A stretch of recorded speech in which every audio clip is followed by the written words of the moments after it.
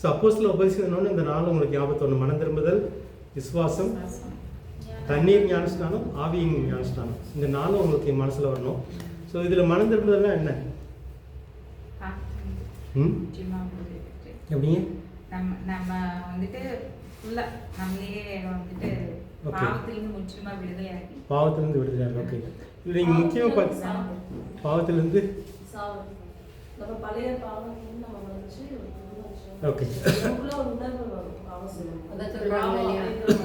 Okay so இதான் முக்கியம். இந்த உணர்வை கொடுக்கறது யாரு? ஆவியானவர். இப்போ ஆவியானவர் உணர்வை கொடுக்க, ஆவியான உணர்வு கொடுக்கலன்னா நம்ம திரும்ப மாட்டோம். ஸோ இங்கே ஆவியானுடைய வேலை இருக்குது. சரி, ஸோ இந்த ஆவியானவர் உணர்வை கொடுக்கணுன்னா நம்ம என்ன கேட்கணும், என்ன நடக்கணும்? இந்த உணர்வு வர்றதுக்கு சுவிசேஷம் கேட்கணும். உங்களுக்கு ஏதோ ஒன்று நல்ல செய்தியாக தோணணும், இது நல்லா இருக்கே. இப்போ யாராவது ஒருத்தர் வந்து சுவிசேஷம் இயேசுவை பற்றி பேசுகிறாங்க, அல்லது ஒரு கைப்பிடிது கிடைக்குது, அல்லது ஒரு புக்கு கிடைக்குது, அது பைபிளே கிடைக்குது அப்படின்னா நீங்கள் வாசிக்கிறீங்க. ஸோ இது வந்து நல்லா இருக்குதுன்ற ஒரு உணர்வு வரணும். நான் நல்லா இல்லையே, இந்த செய்தி நல்லா இருக்கேன். ஸோ இதான் முக்கியம். மனம் திரும்புவதற்கு முக்கியமானது வந்து என் வாழ்க்கை நல்லா இல்லையே. சிலர் வந்து பாவத்தை என்ஜாய் பண்ணுவாங்க. ஸோ அவங்களுக்கு வந்து மனம் திரும்புதெல்லாம் வராது. அவங்களுக்கு வந்து உணர்வு, அதாவது நான் நல்லா இல்லை, நான் போகிற வழி சரியில்லை, இதில் ஆபத்து இருக்குது, இதில் அழிவு இருக்குது, இதில் கஷ்டம் இருக்குது அப்படின்ற ஒரு உணர்வு வந்தால் தான் மனம் திரும்புதல் நடக்கும். ஸோ அதனால் இதை கொடுக்குறது ஆவியானவர்.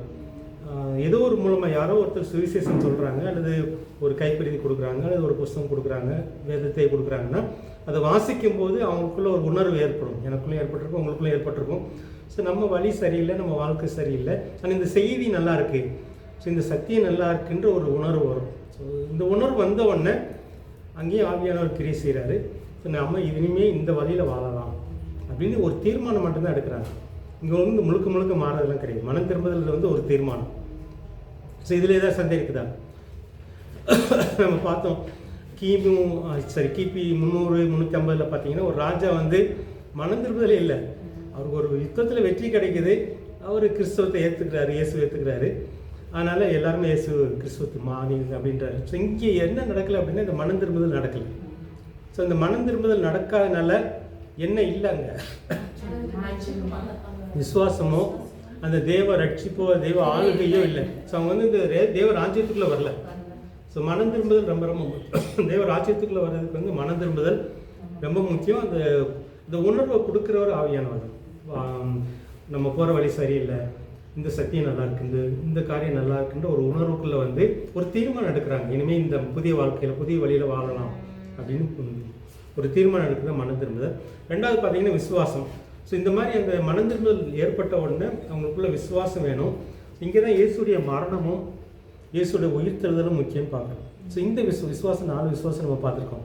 இது மனம் திரும்புதல் கேட்ட விசுவாசம். இது ஒன்று. வேற என்ன விசுவாசம் பார்த்தோம்? ஞாபகம் இருக்குதா? எல்லா விசுவாசம் ஒன்றும் கிடையாது.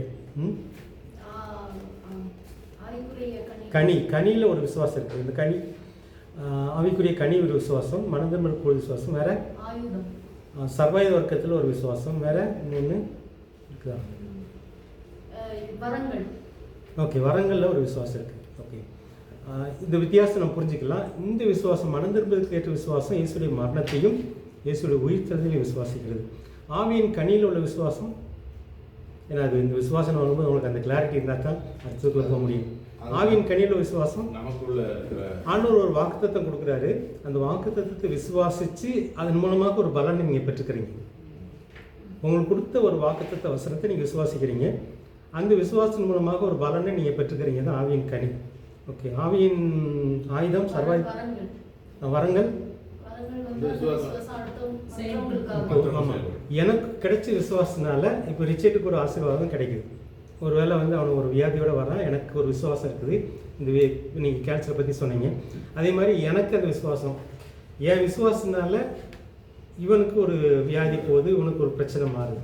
அது என் கையை வைக்கிறதுனாலையோ, அல்லது நான் அவனுக்காக ஜெபம் பண்ணுறதுனாலையோ, நான் அவனுக்கு ஆலோசனை சொல்கிறதுனாலையோ, என்னுடைய விசுவாசனால இன்னொருத்தர் கிடைக்கிற நன்மை ஆவியின் வரம். அடுத்து ஆயுதம் அது கேடயம். இப்போ உங்களுக்கு விசுவாசத்தில் போராட்டம் இருக்குது. சரி, நீங்கள் ஒரு இடத்துல இப்போ ஒரு காரியத்துக்காக நீங்கள் ஆண்டவர் நம்புறீங்க, ஆனால் அங்கே ஒரு போராட்டம், வெற்றி கிடைக்கல. சாத்தான் வந்து நீ நினைக்கிறது நடக்காது, நீ நம்புறது நடக்காது, அப்படின்னு சொல்லி உங்கள்கிட்ட போராடிட்டு இருக்கிறான். அல்லது வேறு மனுஷங்க மூலமாக செய்யலாம். ஸோ அந்த மாதிரி இப்போ வந்து யோபுக்கு வந்து ஆண்டவர் ஒரு திட்டம் வச்சுருக்கிறாரு. ஆனால் யோபுடைய மனைவி மூலமாக சாத்தான் பேசுகிறான். இன்னுமா இவரை நம்புகிற பேசாமல் செத்து போன்ற மாதிரி நண்பர்கள் மூலமாக பேசுகிறான் சாத்தான். நீ ஏதோ பாவம் பண்ணியிருக்க, அதனால தான் உனக்கு இது வந்திருக்குது அப்படிங்கும்போது யோபுக்குள்ளே குழப்பம் வருது. ஸோ இந்த மாதிரி இந்த விசுவாசத்தை வந்து அவிக்கிற மாதிரி தீக்கணைகள், அது உங்களுக்குள்ள ஒரு விசுவாசம் இருக்குது, அந்த விசுவாசத்தை வந்து கெடுக்கிற மாதிரி தீக்கணைகள் வரும். அந்த தீக்கணைகளை தடுக்கிறது தான் விசுவாசம். இது எப்படி தடுக்கிறது? இதுதான் அவங்க பேச்சுக்கு சரி கொடுக்கணும். ஓகே, ஒன்று கண்டுக்காமல் போகணும், வேற அது முடியாது. முடியாது. ஏன்னா அதையும் நம்ம ஃபீல் பண்ணிட்டே இருக்கும்போது நம்ம அதுக்கு இடம் கொடுத்துறோம். ஓகே, அப்போ நம்ம அதுக்கு அதை எதுக்கு தடுக்கணும்? இப்போ தடுக்கிறதுக்கு விசுவாசமாகி கேடகம் எப்படி தடுப்பீங்க? இப்போ யோபு எப்படி தடுத்தாரு? இந்த சரீரம் அழுகி போனாலும் நான் மீட்பர் உயிரோடு இருக்கிறார், நான் அவரை பார்ப்பேன். அந்நிய கண்களானால இந்த ஞானம் முக்கியம். தேவன் வந்து இந்த விசுவாசத்தை எடுத்து போராடுறது, இந்த விசுவாச போராட்டத்தில் ஜெயிக்கிறதுக்காக வசனங்களை கொடுப்பார், ஞானத்தை கொடுத்துட்டே இருப்பார். அதனால தான் வந்து உங்களுக்கு இது யாக்கோபில் எழுதுறாரு, யாக்கோபு 1ஆம் அதிகாரத்தில் வரும். ஸோ இந்த மாதிரி விசுவாச போராட்டம் வரும்போது நீங்கள் தேவனத்தில் ஞானத்தை கேட்கணும், ஞானத்தை கொடுப்பார். ஈர் மனசோட கேட்கக்கூடாது, எப்படி விசுவாசத்தில் ஜெயிக்க வச்சிருவாரு, அதுபடி ஞானத்தை கொடுப்பார். அந்த ஞானத்தை நீங்கள் சொல்லணும், அது வேற ஒன்றும் வசனம் தான். அதுவும் இப்போ இயேசு வந்து அவன் சோதிக்கிறான் சாத்தான், அவர் வசனத்தை தான் சொல்கிறார், இப்படி எழுதியிருக்கிறதே, இப்படி எழுதியிருக்கிறதே. ஸோ அந்த மாதிரி உங்களுடைய ஆப்போசிட்டாக சாத்தான் சில எண்ணங்களை கொடுக்கலாம், சிலருடைய பேச்சு மூலமாக வரலாம். அதை தடுக்கிறதுக்குரிய வசனத்தை நீங்கள் திரும்ப சொல்லணும், நானோட கேட்கணும். அந்த ஞானத்தை கேட்டு நீங்கள் அந்த வசனத்தை நீங்கள் அறிக்கையிடும் போது, இல்லை இப்படி எழுதியிருக்குது என் வாழ்க்கையில் நடக்கும், ஸோ இந்த வசனத்தின்படி எனக்கு நடக்கும், நீ சொல்கிறபடி எனக்கு நடக்காது, அழிவு வராது அப்படின்ற மாதிரி நம்ம தடுக்கிறது தான் இந்த மாதிரி 4 விசுவாசம். குழப்பம் இருக்குதா? இந்த ரட்சிப்பின் விசுவாசத்தில் வந்து நீங்கள் தேவனுடைய இயேசுடைய மரணத்தையும் விசுவாசிக்கணும், இயேசுடைய உயிர்த்தெழுதலையும் விசுவாசிக்கணும். அப்படின்னா என்ன? மரணத்தையும் உயிர்த்தெழுதலையும் விசுவாசிக்கிறதுன்னு என்ன?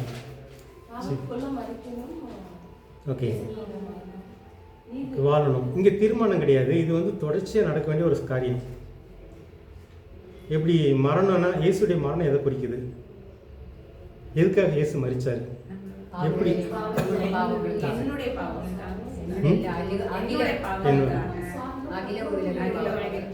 இப்போ உங்களுக்குள்ள நமக்குள்ள பாவம் என்ன வரும்போதெல்லாம் என்ன சொல்லணும்? இப்போ வந்து சாத்தான் இங்கேயும் வந்து வேலை செய்வான். உங்களுக்குள்ள நமக்குள்ள பாவம் என்ன வரணும் போதெல்லாம், ஏன் பாவத்துக்காக இயேசு மரிச்சார், இயேசு கூட சேர்ந்து நானும் மரிச்சிட்டேன்.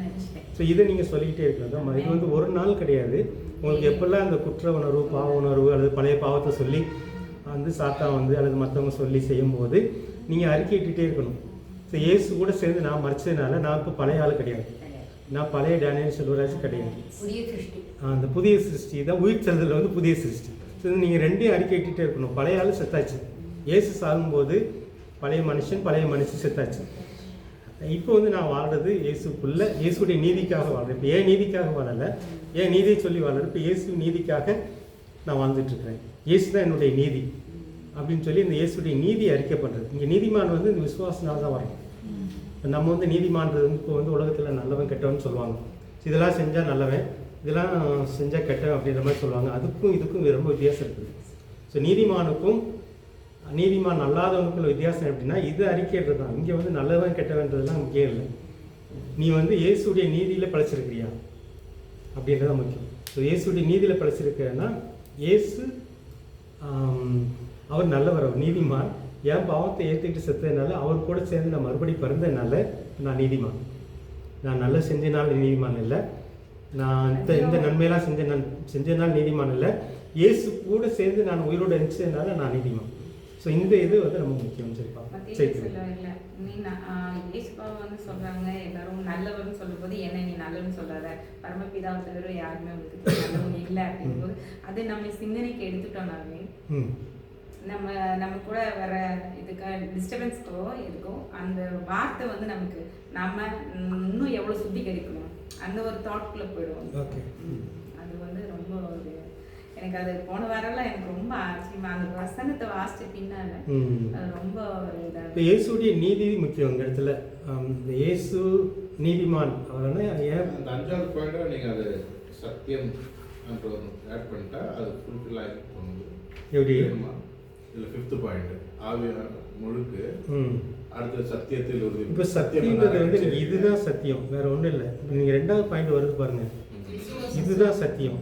இந்த விசுவாசன்றது வந்து நீங்கள் எதை விசுவாசிக்கிறீங்கன்னா இந்த உண்மையை விசுவாசிக்கிறீங்க, இதுதான் உண்மை. சாத்தா வந்து உங்களுக்கு வந்து சில சொல்லுவான், நீ இந்த தப்பு செஞ்சதுனால நீ எப்படி நீதிமான்ற மாதிரி. ஸோ அந்த மாதிரி நிறைய கேள்விகள் வரும். இப்போ வந்து யோகுடைய வாழ்க்கையில் பார்த்தீங்க அப்படின்னா அவர் பலி செலுத்துறாரு. அவர் வந்து ஒரு வேளை என் பிள்ளைங்க தெரியாமல் ஏதாவது பாவம் பண்ணியிருப்பாங்கன்னு சொல்லி பலி செலுத்துறாரு.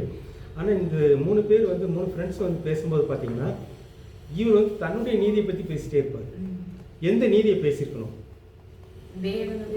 இந்த பலி செலுத்தும் போது ஆவியானவர் சில காரியங்கள் சொல்லியிருப்பார். அதாவது நீங்கள் செஞ்ச பாவத்துக்கு பாவமே செய்யாத ஒரு ஆடு சாகிற மாதிரி என் மகன் சாகுறான். இந்த நீதின்றது ரொம்ப ரொம்ப முக்கியம். இந்த நீதி எப்படி கிடைக்குதுன்றது வந்து இயேசு என் பாவத்துக்காக செத்ததுனால அந்த நீதி எனக்கு கிடைக்குது. ஸோ இது ரொம்ப முக்கியம். சில நேரத்தில் வந்து யோகுடைய வாழ்க்கையில் ஏற்பட்ட பிரச்சனைன்றது அதான். இப்போ அடிக்கடிக்கு என்ன நம்ம நினைப்போம் அப்படின்னா, நான் தண்ணி அடிக்கலை, நான் இந்த பாவம் செய்யலை, நான் இந்த பாவம் செய்யலை, நான் நீதிமான். இது வந்து செல்லுபடி ஆகாது. இது வந்து ஆவி உலகத்தில் வந்து செல்லுபடியே ஆகாது. ஏன்னா ஆவி உலகத்தில் வந்து அவன் வந்து ஒரு லிஸ்ட் தான் வச்சுட்டு இருக்கிறான். காந்தி கொள்கையில் இருக்கவும் தண்ணி அடிக்க மாட்டான் அந்த மாதிரி. ஸோ இந்த உலக பிரகாரமான நீதின்றது வேற, ஆனால் சத்தியத்து நீதின்றது வேற. ஸோ இந்த நீதிமான்றது வந்து நான் இயேசு கூட பூவோடு சேர்ந்த நாரம் வந்து நான் வந்து நல்லவன் கிடையாது தான். நீங்கள் நல்லதே செஞ்சுட்டு இருக்கீங்க, ஒரு கெட்டது கூட செய்யலை, ஒரு பொய் கூட சொல்லலை. இப்போ காந்தி மாதிரி எடுத்தோம் அப்படின்னா உடன்படிக்கைன்ற ஒரு இது அது கிரியை வருது, அது உயிர்த்தெழுதலுக்கும் விட்டு கொடுத்தல். என்ன மீனிங்? இதுதான் இந்த இயேசுடைய மரணத்துக்கும் அந்த உயிர்த்தெழுதலுக்கும் விட்டு கொடுத்தல்ன்றது வந்து நம்ம அதில் சேர்க்கிறோம். புதிய உடன்படிக்கை அப்படின்ற மாதிரி உடன்படிக்கையே இதுதான் வந்து. இப்போ நமக்கு வந்து பழைய இப்போ நம்ம குழப்பிக்க வேண்டாம், நம்ம பழைய ஏற்பாடு கையில் இருக்கிறதுனால இந்த குழப்பம். நமக்கும் பழைய உடன்படிக்கைக்கும் சம்மந்தமே கிடையாது. ஏன் சம்மந்தம் கிடையாது? பழைய உடன்படிக்கை நம்ம யூதர் இல்லை. நீங்கள் யூதனாக இருந்தாக்க இந்த குழப்பம் உங்களுக்கு வரணும். நீங்கள் ஒரு இஸ்ரேல் ஜாதியில் பிறந்திருப்பீங்க அப்படின்னா தான் உங்களுக்கு இந்த குழப்பமே வரணும். நமக்கு இந்த குழப்பமே வர வேண்டாம். நம்ம கையில் பழைய ஏற்பாடு கொடுக்கப்பட்டது எதுக்கு அப்படின்னா, நான் இப்படியெல்லாம் பழைய ஏற்பாட்டில் செயல்பாட்டை நீ தெரிஞ்சுக்கோ. பழைய ஏற்பாட்டுக்கும் புதிய ஏற்பாட்டுக்கும் ஒரு கனெக்ஷன் இருக்குது. அதை தெரிஞ்சுக்கிறதுக்கு தான் கொடுக்கப்பட்டது. நிழல் நமக்கு நிழலே இல்லை. ஏன்னா நம்ம இஸ்ரேல் ஜாதியில் பிறக்க, நம்ம யூதனை பிறக்கலை.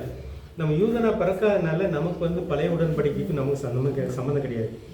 இந்த புதிய உடன்படிக்கை தான் நமக்கு உரியது. அதனால் இப்போ நம்ம கையில் பழைய ஏற்பாடு இருக்குது. சில நேரத்தில் வந்து பழைய ஏற்பாட்டு ஜெபங்கள், இப்போ சங்கீதம்லாம் வாசிக்க நம்மளும் அது மாதிரி ஜெபம் பண்ணுவோம். ஆக்சுவலாக அப்படி ஜெபம் பண்ணக்கூடாது.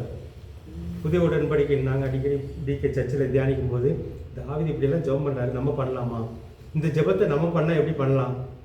புதிய உடன்படிக்கையில் பண்ணால் எப்படி பண்ணுவோம்? நீங்கள் அப்படி தியானிச்சு பாருங்கள், உங்களுக்கு புரியும். ஸோ பழைய உடன்படிக்கையில் பண்ணுற ஜெபம் வேறு, புதிய உடன்படிக்கையில் பண்ணுற ஜெபம் வேறு. இது எதை குறிக்குது அப்படின்னா, பழைய உடன்படிக்கை வந்து எதிர்காலத்தை நோக்கி வருது. அதாவது ஃபியூச்சரை பற்றிக்கிட்டே இருப்பாங்க.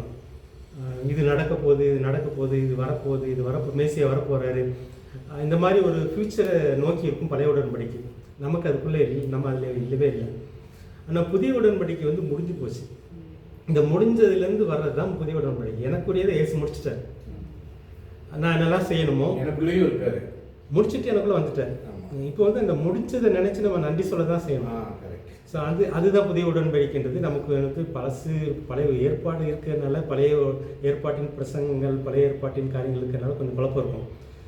ஆனால் நீங்கள் அது இந்த புதிய உடன்படிக்கை, நம்ம வந்து பழைய உடன்படிக்கைக்கு நமக்கு சம்மந்தமே கிடையாது. நம்ம அதுக்குள்ளே பறக்கவும் இல்லை, நம்ம அதுக்குள்ளே வரவும் இல்லை. நமக்கு புதிய உடன்படிக்கை தான். சில நேரம் விளக்கம் கொடுப்பார் ஆண்டவர். வந்து இந்த புதிய உடன்படிக்கை வந்து இயேசு வந்து விளக்குறாரு.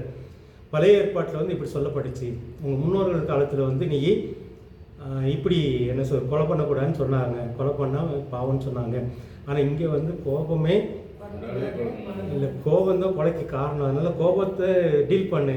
ஆக்சுவலாக வந்து என்ன சொல்ல வர்றாரு அப்படின்னா, அங்கே வந்து கொலை பண்ணால் தான் பாவம், இங்கே வந்து கோபத்தையும் நீ டீல் பண்ணு. ஏன்னா கோபம் தான் கொலைக்கு கொண்டு போகும். ஸோ அங்கே வந்து கெடுத்தாக்க, ஒரு பெண்ணை வந்து கெடுத்தாக்க பாவம், இங்கே வந்து இச்சையோட பாவம். ஏன்னா ஆரம்பம் இங்கே ஆரம்பிச்சு, எங்கே வந்து இந்த ரூட்டை வந்து பேசுகிறாரு. ஸோ இந்த ரூட்டை நீ டீல் பண்ணு அப்படின்ட்டு தான் அந்த விளக்கத்தை கொடுப்பாரு. ஸோ அதனால் நம்ம பெருசாக பழசையும் புதுசையும் குழப்பிக்க வேண்டாம். நம்ம புதிய உடன்படிக்கை தான், இயேசுடைய ரத்தத்தின் உடன்படிக்கை தான் நமக்கு. இதில் வந்து நம்ம புதுசாக பேரை சேர்க்கணும் அவசியம் இல்லை. நீங்கள் இந்த மரணத்தையும் உயிர்த்தெழுதலையும் நம்ம புரிஞ்சுக்கிட்டோம்னாலே நம்ம புரிஞ்சுக்கிட்டு இருந்தார். இயேசுக்குள்ளே மறிக்கிறேன், பழைய மனுஷன், பழைய பாவம், பழைய சாபம். இயேசு ஏன் சாபத்தை எடுத்துக்கிட்டு அவருடைய ஆசீர்வாதத்தை கொடுக்குறாரு, இயேசு ஏன் பாவத்தை எடுத்துக்கிட்டு அவருடைய நீதியை கொடுக்குறாரு, இயேசு என்னுடைய வியாதியை எடுத்துக்கிட்டு அவருடைய ஆரோக்கியத்தை கொடுக்குறாரு. இந்த 3 முக்கியமாக வந்துடும். இந்த மரணத்தில் வந்து 3மே இருக்குது. சாபத்தை எடுத்துக்கிறாரு, பாவத்தை எடுத்துக்கிறாரு, வியாதி எடுத்துக்கிறாரு. தரித்திரம் நீங்கள் சேர்க்கணும், தரித்திரத்தை எடுத்துக்கிறாரு அப்படின்னு கூட நீங்கள் சேர்த்துக்கலாம். ஸோ இந்த மாதிரி இயேசு வந்து மரணத்துக்குள்ளே இதை எடுத்துக்கிட்டு அவற்றை வந்து சாபம் கிடையாது, பாவம் கிடையாது, வியாதி கிடையாது, தரித்திரம் கிடையாது, இதை கொடுக்குறாரு. அவற்றை உள்ள ஆசீர்வாதத்தை கொடுக்குறாரு, அவற்றை உள்ள நீதியை கொடுக்குறாரு, அவற்றை உள்ள ஆரோக்கியத்தை கொடுக்குறாரு, அவற்றை உள்ள செல்வத்தை கொடுக்குறாரு. நித்திய ஜீவன் இதுக்குள்ளே அடங்கியிருக்கு. நீங்கள் இதுக்குள்ளே வரும்போது வந்து நீங்கள் மறுபடி பிறக்கும் போதே அந்த ஜீவன் உள்ளே வந்துருக்கு. ஸோ இங்கே தான் வந்து இந்த விசுவாசிக்கும் போது தான் நீங்கள் நீதிமானாக மாறுறீங்க. மனம் திரும்புதல் முக்கியம். ஆனால் மனம் திரும்புதலில் வந்து நீதிமானாக மாறல, இந்த விசுவாசத்தினால தான் நம்ம நீதிமானாக மாறுறோம். இந்த விசுவாசிக்கும் போது தான் ஆவியான உள்ளே வந்து குடியிருக்க வர்றாரு. இந்த விசுவாசம் இல்லாமல் ஆவியான உள்ளே வர முடியாது. இந்த விசுவாசம் இல்லாமல் இந்த பாவம் கழுவப்படாது. இந்த விசுவாசம் இல்லாமல் நமக்கு அந்த நீதி கிடைக்காது. ஸோ இந்த விசுவாசம் ரொம்ப ரொம்ப முக்கியம்னு பார்க்குறோம். சரி தானே? வேறு குழப்பம் இல்லை தானே? ஸோ இங்கே வந்து இதெல்லாம் அடங்கியிருக்கு. இந்த விசுவாசத்துக்குள்ளே இதெல்லாம் அடங்கியிருக்கு. சரி பார்க்குறோம். அப்புறம் தண்ணீர் முழுக்கு ஒரு அடையாளம் தான். தண்ணீர் முழுக்கு எதுக்கு அடையாளமாக இருக்குது? மறிக்கிறேன், நம்ம நீதிக்கு பழச்சிருக்கிறேன்னு சொல்லி நம்ம உலகத்துக்கு சொல்கிறோம். அதில் வந்து ஒரு அடையாளம், ஆவிக்குரிய அடையாளம் அங்கே அடங்கியிருக்குது. ஒரு வேளை ஞானஸ்நானம் எடுக்காதவங்களுக்கு வந்து சாத்தான் திரும்ப வேலை செய்யலாம். இதை நீங்கள் புரிஞ்சுக்கிறதுக்காக பழைய ஏற்பாட்டுக்கு நம்ம போய் ஆகணும். இது வந்து பழைய ஏற்பாட்டில் வந்து இந்த சிவந்த கடலை வந்து கடந்து வர்றாங்க. இப்போ 2 பக்கம் தண்ணி, மேலே மேகம். ஸோ இந்த ஞானஸ்நானத்துக்கு அடையாளம். ஸோ இந்த ஞானஸ்நானம் வந்து இவங்களை வந்து காப்பாற்றுச்சு. பார்வோன் படைக்கும் அந்த சாபத்துக்கும் காப்பாற்றுச்சு. ஆனால் இவங்களை விரட்டிட்டு வந்த படைகள் வந்து அந்த பகைவர்கள் வந்து அந்த தண்ணியிலே அழிஞ்சு போகிறாங்க. இது வந்து ஆவிக்குரிய உலகத்தில் நடக்கிற ஒரு காரியம். நம்ம ஒரு நாள் ஞானஸ்நானம் எடுத்தால் கூட இந்த ஞானஸ்நானத்தை பற்றி நம்ம தியானித்து வரும்போது பார்த்திங்கன்னா நம்மளை விரட்டிகிட்டே வரும் பழைய பாவம், பழைய சாபங்கள் வந்து நம்மளை விரட்டிகிட்டே வரும். நீங்கள் இதை அறிக்கையிட நான் வந்து இயேசு கூட செத்துட்டேன், அதனால் இது முடிஞ்சு போச்சு, நான் வந்து இது வரும்போது அது சாகுது. அந்த பின்தொடர்றது பாருங்கள், அந்த தீய சக்தி அல்லது பழைய பாவங்கள், பழைய சுபாவங்கள் நம்மளை பின்தொடர்றது வந்து அழிஞ்சிடும். இது அழிகிறதுக்காக ஒரு ஆவிக்குரிய அடையாளம் தான் அந்த ஞானஸ்நானம். இதில் ஏதாவது சந்தேகம் இருக்குதா? தண்ணீர் ஞானஸ்நானம் இது ரொம்ப முக்கியம். இது ஒரு செங்கடலில் வந்து எந்த தண்ணி வந்து அவங்களை காப்பாற்றிச்சோ அதே தண்ணி வந்து அவங்களுடைய பகைவர்கள் அழிச்சது. பார்வோன் படையை இவங்களை பின்தொடருது. இந்த பார்வோன் படை தான் இவங்களை வந்து அடிமைக்குள்ளே அடிமையாக ஆக்கி வச்சிருந்துச்சு. ஏன்னா அங்கே இருக்கும்போது இவங்க அதுக்கு அடிமை. ஸோ அந்த அடிமையை ஆக்குன ஆவிகளை வந்து தேவன் அழிச்சிடாரு. இது வந்து நம்ம ஞானஸ்நானத்தில் வந்து நம்மளை அடிமையாக்குன பழைய பாவங்கள் சுபாவங்கள் வந்து அழிக்கப்படும். இந்த ஞானஸ்நானம் இது ஆவிக்குரிய ஒரு சக்தி தண்ணியில் இருக்குன்னு. இது பார்த்தீங்கன்னா நோவா காலத்தில் உள்ள அந்த வெள்ளத்துக்கும் ஒப்பிடுவாங்க. அப்போது அந்த தண்ணி தான் எல்லாரையும் அழிக்குது, புதுப்பிக்குது. உலகத்தை வந்து கெடுத்த பாவங்கள் அந்த தண்ணினால அழிக்கப்படுது. ஆனால் அதில் நோவாவும் அவருடைய குடும்பம் மட்டும் வந்து தப்பிக்கிறாங்க. அவங்கள வந்து காப்பாற்றுது அந்த தண்ணி. ஸோ எந்த தண்ணி இவங்களை காப்பாற்றுச்சோ அந்த தண்ணி வந்து பகைவர்கள் அழிக்கும். இதுதான் இதில் அடங்கியிருக்கிற சத்தியம். ஞானஸ்நானத்தில் அடங்கியிருக்கிற சத்தியம் என்னென்னா நம்மளை அடிமைப்படுத்தின சுபாவங்கள் பாவங்கள் இதுக்கு பின்னாடி தீய சக்தி இருக்குது. ஸோ இதெல்லாம் அழிக்கிறதுக்கு ஒரு அடையாளமாக தான் இந்த தண்ணீர் முழுக்குன்னு சொல்லி பார்க்கணும். இதில் வேறு எதுவும் சொன்னீங்க, வேறு ஏதாவது கேட்க விரும்புகிறீங்களா?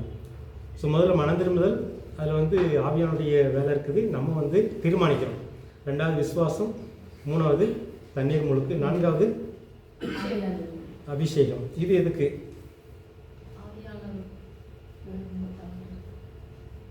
இந்த முழுக்கு எதுக்கு? இப்போ வந்து நீங்கள் விசுவாசிக்கும் போதே ஆவியானவர் உங்களுக்குள்ளே வந்துடுறாரு, உங்களை மறுபடி பிறக்க வச்சுறாரு. இயேசு தான் உள்ளே பிறக்கிறார். நம்ம இது கிட்டத்தட்ட புரிஞ்சுக்கிறதுக்காக இப்போ மரியாதை வயிற்றுக்குள்ளே எப்படி இயேசு சின்ன குழந்தையாக பிறந்தாரோ, கருவாக பிறந்தாரோ, அதே மாதிரி நீங்கள் விசுவாசிக்கும் போது நீங்கள் ஒரு புதிய சிருஷ்டியாக படைக்கப்படுறீங்க. உங்கள் ஆவி வந்து புதுசாக மாறிடும். ஸோ இங்கே ஆவியானவர் வந்துட்டார். ஆனால் திரும்ப எதுக்கு ஆவியானுடைய முழுக்கு அப்படின்னு சொல்லி தேவைப்படுது? அதோட திட்டமே அதுதான். அன்னைக்கு சகமும் மன்றத்தில் வந்து ஆக நமக்கு சபை அது இல்லை, நீங்கள் தான் என்னோட சபை, அந்த இண்டிவிஜுவல் உள்ள வரணும். அதுதான். ஸோ இதுதான் நம்ம அப்போஸ்தலரில் பார்க்குற முக்கியமானது. இப்போ ஆவியானவர் இங்கே வந்து நமக்கு இப்போ பழைய உடன்படிக்கையில் பார்த்தீங்கன்னா இவங்க ஆவியானவர் யாருக்குமே கிடைக்கல. பழைய உடன்படிக்கையில் ஆவியானவர் வருவார், ஒரு செயலை செஞ்சுட்டு போயிடுவார்.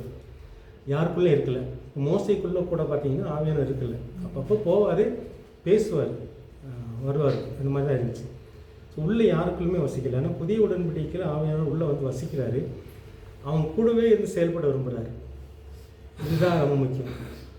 இந்த முதல்ல நடக்கிறது பார்த்தீங்கன்னா இந்த தண்ணீர் முழுக்கு நம்ம இந்த ஆவியானுடைய முழுக்க தர்றவர் யாரு? இந்த ஆவியானவர் முழுக்கு முன்னாடி இந்த தண்ணீர் முழுக்கு இருக்கு இல்லையா? இப்போ நம்ம ரட்சிக்கப்படும் போதே ஆவியானவர் நமக்குள்ள வந்துருவாரு. அப்போ இந்த தண்ணீர் முழுக்குங்கிறது கடைசியா தானே வரும். அது ஒரு ஃபார்மாலிட்டி தானே. பிகாஸ் ஜீசஸ் இப்போ இறக்கும் போது ஞானஸ்தானங்கிறது ஒரு ஃபார்மாலிட்டியா இயேசு சொன்னார். ஆனா ஆவிக்குரிய சத்தியம் நம்ம பார்க்கும்போது அங்க இயேசு உள்ள பிறந்துறாரு. இயேசுவை நமக்குள்ள பிறக்க வச்சது ஆவியானவர் தான். இங்கே ஆவியானுடைய வேலை இருக்குது. இங்கே பார்க்கும்போது இப்போ இங்கே வந்து அதாவது இந்த விசுவாசம் வரும்போது தண்ணீர் முழுக்க வரும்போது தண்ணீர் முழுக்க விசுவாசம் ரெண்டு சேர்த்து வச்சுக்கலாம். இப்போ இங்கே வந்து இயேசு நமக்குள்ளே பிறக்கிறாரு. இயேசு நமக்குள்ளே பிறக்க வைக்கிறவர் யாரு? ஆவியானவர். இதை நீங்கள் புரிஞ்சுக்கிறதுக்காக பார்த்தீங்கன்னா இயேசுக்குள்ளே ஆவியானவர் நம்மளை முழுக்கிறாருன்னு வச்சுக்கலாம். இந்த தண்ணீர் முழுக்க நீங்கள் எப்படி எடுத்துக்கலாம் அப்படின்னா இயேசுக்குள்ளே இதை தான் நீங்கள் பழைய ஏற்பாட்டில் பார்த்தீங்கன்னா மோசைக்குள்ளே ஞானஸ்நானம்னு வரும். இப்போ இங்கே வந்து இயேசுக்குள்ளே ஞானஸ்நானம். அங்கே வந்து பழைய ஏற்பாட்டில் வந்து அந்த அவங்க மோசைக்கு பின்னாடி அவங்களெலாம் வருவாங்க. முதல்ல மோசை போவார், பின்னாடி அவங்களாம் வருவாங்க. அவங்க எடுத்த ஞானஸ்நானம் வந்து மோசைக்குள்ளான ஞானஸ்நானம்னு சொல்லுவாங்க. ஸோ இங்கே வந்து இயேசு தான் இப்போ இயேசு என்ன சொல்கிறார் அப்படின்னா எனக்கு முழுக வேண்டிய இன்னொரு ஸ்நானம் இருக்குன்னு சொல்வார். அவர் எதை குறித்து சொல்கிறாரு? அவருடைய மரணத்தை குறித்து சொல்கிறார். ஸோ இப்போ இயேசுடைய மரணத்துக்குள்ளே நம்மளையும் முழுக்கிறார் ஆவியானவர். இயேசுடைய உயிர்த்தெழுதலுக்குள்ளே நம்மளையும் முழுக்கிறார் ஆவியானவர். ஸோ இந்த தண்ணீர் முழுக்குன்றது ஒரு வெளிப்படையான அடையாளமாக இருந்தால் கூட ஆவிக்குரிய காரியங்களை பார்க்கும்போது ஆவியானவர் நம்மளை இயேசுக்குள்ளே முழுக்கிறாருன்னு வச்சுக்கணும். அப்போது உங்களுக்கு புரியும், நல்லா புரியும். இதுதான் வந்து தண்ணீர் முழுக்குன்றது வந்து ஒரு வெளிப்படையான அடையாளம். ஆனால் விசுவாசத்தோடு சேர்ந்து பார்க்கும்போது இது வந்து ஆவியானவர் நம்மளை இயேசுடைய மரணத்துக்குள்ளே முழுக்கிறாரு, இயேசுடைய உயிர்த்தெழுதலுக்குள்ளே முழுக்கிறாரு. இப்போ இயேசுக்குள்ளே முழுக்கிறாருன்னு வச்சுக்கணும். சரி, கேள்வி இது என்ன எதுக்காக கேட்டேன்னா, இப்போ வந்து இப்போ உடம்பு சரியில்லாம இருப்பாங்க, நிறைய பேர் இருப்பாங்க. எல்லாருக்குமே ஞானஸ்தானம் கொடுக்குற ஒரு நிர்பந்தத்தில் இருக்க மாட்டாங்க நிறைய பேர். அப்போ அவங்க மறிச்சா எங்கே போவாங்க? போய் சேர்ந்துருவாங்களா கரெக்டான இடத்துக்கு அப்படிங்கிறது. அது மட்டும் இல்லாமல் இப்போ இயேசு மறிக்கும் போது கூடவே பக்கத்தில் ஒரு கள்ளன் கூட மறிச்சான். அப்போ அவனுக்கு ஞானஸ்தானம் கொடுக்கல, எதுவும் கொடுக்கல. ஆனால் அவன் பரதேசில் இருப்பான்னு சொல்லிட்டாரு. ஸோ இது வந்து ஒரு ஃபார்மாலிட்டிக்காக பண்ணுறாங்களா இல்லை இது வந்து இந்த ஃபார்மாலிட்டி இருக்குது. ஆனால் இதில் பின்னாடி ஆவிக்குரிய சத்தியம் இருக்குது. இந்த ஆவிக்குரிய சத்தியத்தை தான் நம்ம முக்கியப்படுத்துகிறோம். இப்போ கல்லனை எடுத்துட்டீங்க அப்படின்னா அவங்க ராஜ்யத்தில் நீங்கள் நினச்சிக்கோங்கன்றா மனம் திரும்புதல் நடக்குது, விசுவாசம் நடக்குது, தண்ணீர் முழுக்க மட்டும் இல்லை. அதனால் இப்போ இயேசு கூட சேர்ந்து அவன் சாகுறான். இது வந்து நம்ம இயேசு கூட செத்ததுனால இயேசு கூட மேலே போயிடறான். ஸோ இது வந்து ஆவிக்குரிய சத்தியம் அதில் அடங்கியிருக்குது. இப்போ இந்த ஆவிக்குரிய சத்தியம் நம்ம இங்கே பார்க்கும்போது இப்போ நம்மளை துரத்திட்டு வந்த நம்மளை அழிக்க நினச்ச ஆவிகள் தண்ணீர் முழுக்கில் அழியுது. புரியுது தானே? அப்புறம் இயேசு கூட நம்ம உயிர்த்தெழும் போது இப்போ நம்ம புதிய சிருஷ்டியாக புதிய ஒரு வாழ்க்கை வாழ்கிறோம். இது ஆவிக்குரிய சத்தியம்.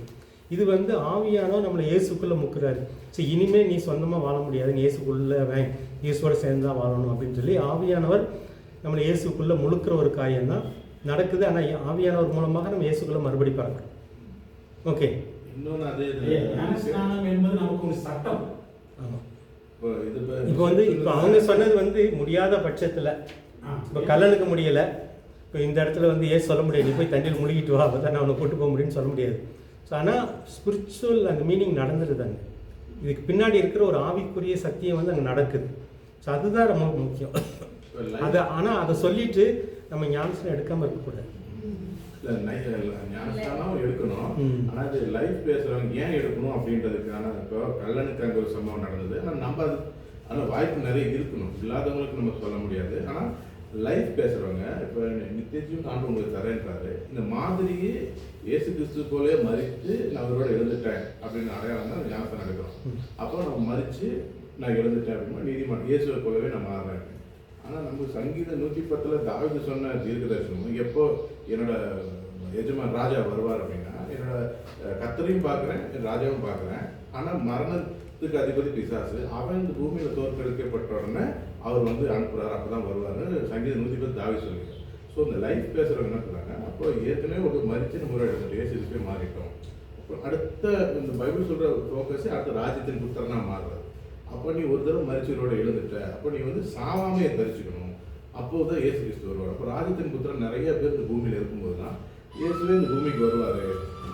அப்போ அந்த கான்செப்டில் பார்க்கும்போது கண்டிப்பாக எல்லாரும் ஞானஸ்தானம் தேவை தான். ஒரு தடவை நான் மதித்து நான் ஒரு எழுந்துட்டேன் அப்படின்னு. ஆனால் ஞானஸ்தானம் வந்து நிச்சயம் பண்ணால் தானே அது ஒரு நிறைவாகும், ராஜ்யத்தின் புத்திரனா மாறுறதுக்கு. ஆனால் கல்லனுக்கு அந்த வாய்ப்பு அங்கே இல்லை.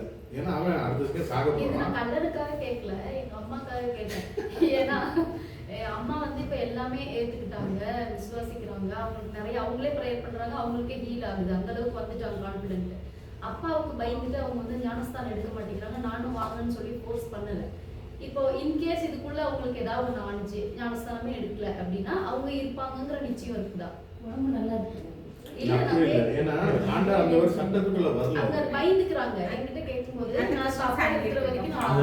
அவங்களுக்கும் அதே இருக்கட்டும். இப்ப என்னோட அப்பா ஆர்சியில இருக்கும்போது இறந்தாங்க.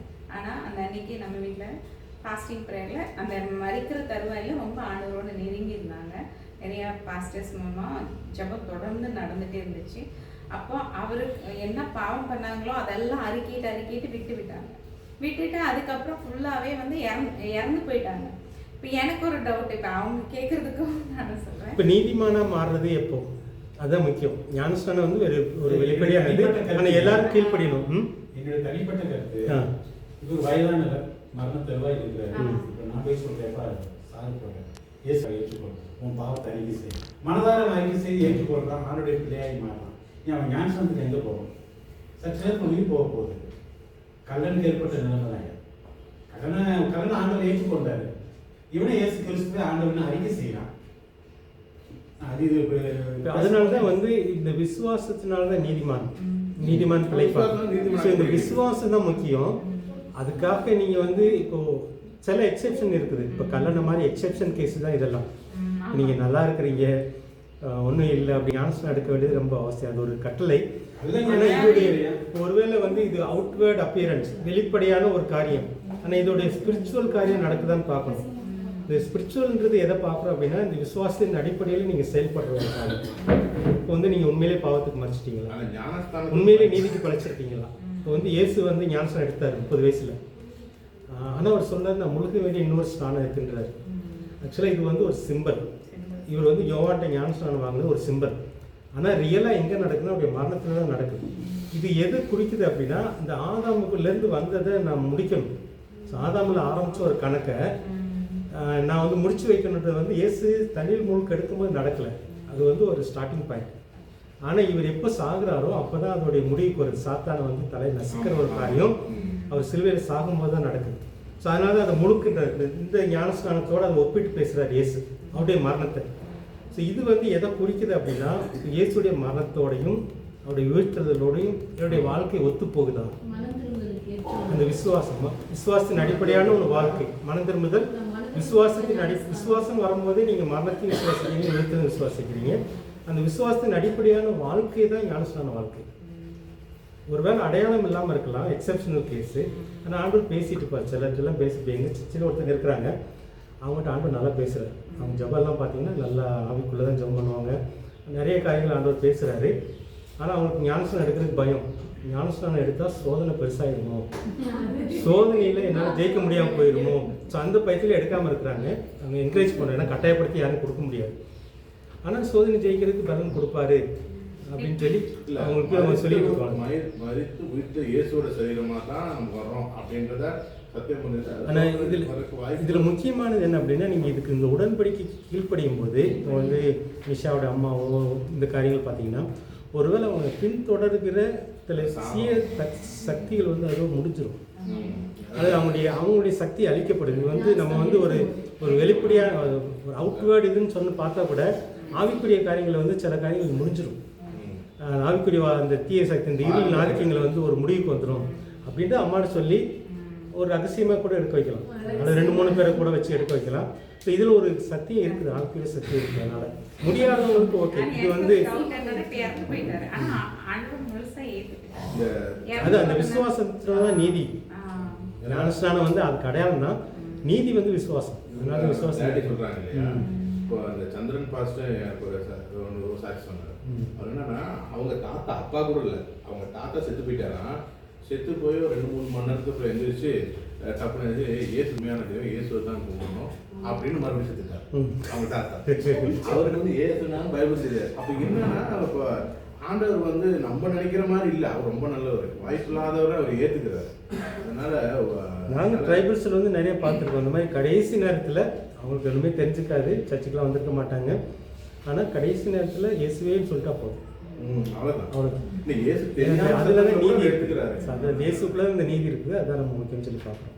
வாய்ப்பு கிடைக்கும் போது எடுத்துறது வாய்ப்பு இல்லாதவங்களுக்கு சரி. இப்போ வந்து அதான் இதெல்லாம் வந்து அந்த சாகர தருவாய், அதை மட்டும் வச்சுக்கோங்க. நீங்கள் நல்லா இருந்தீங்கன்னா நீங்கள் எடுத்துட்டீங்கன்னா உங்களுக்கு நன்மை, உங்களுக்கு தான் நன்மை. அது வந்து அதை எடுத்தவங்க லைஃப்பை பற்றி பேசுறது நல்லா இருக்குன்னு நினைப்போம். எடுத்தவங்க அது என்ன எடுத்தோம் அப்படின்றது லாபம் போகிறதுக்கு மட்டும் பாவம் போகிறதுல இயேசு போல் மறித்து நம்மளோட எழுந்திரிச்சிட்டாங்கன்னா அந்த லைஃப்குள்ள வந்து ராஜத்தின் புத்திரனுக்கான அடுத்த டாபிக்ல போனோம்னா அது இன்னும் நல்லா இருக்கும். லைஃப் இந்த தீய சக்தியில் வந்து நம்மளை பின்தொடராது. அதுக்கு தான் நான் பழைய ஏற்பாட்டு சொன்னேன். அந்த பாபிலோன் சேனை வந்து அதுக்கப்புறம் தொடர முடியல. ஆனால் இவங்க மனசு போச்சு எய்த்துக்கு, அது வேற விஷயம். ஆனால் அவனால் தொடர முடியல. ஸோ அந்த ஒரு சக்தி அதில் இருக்குது.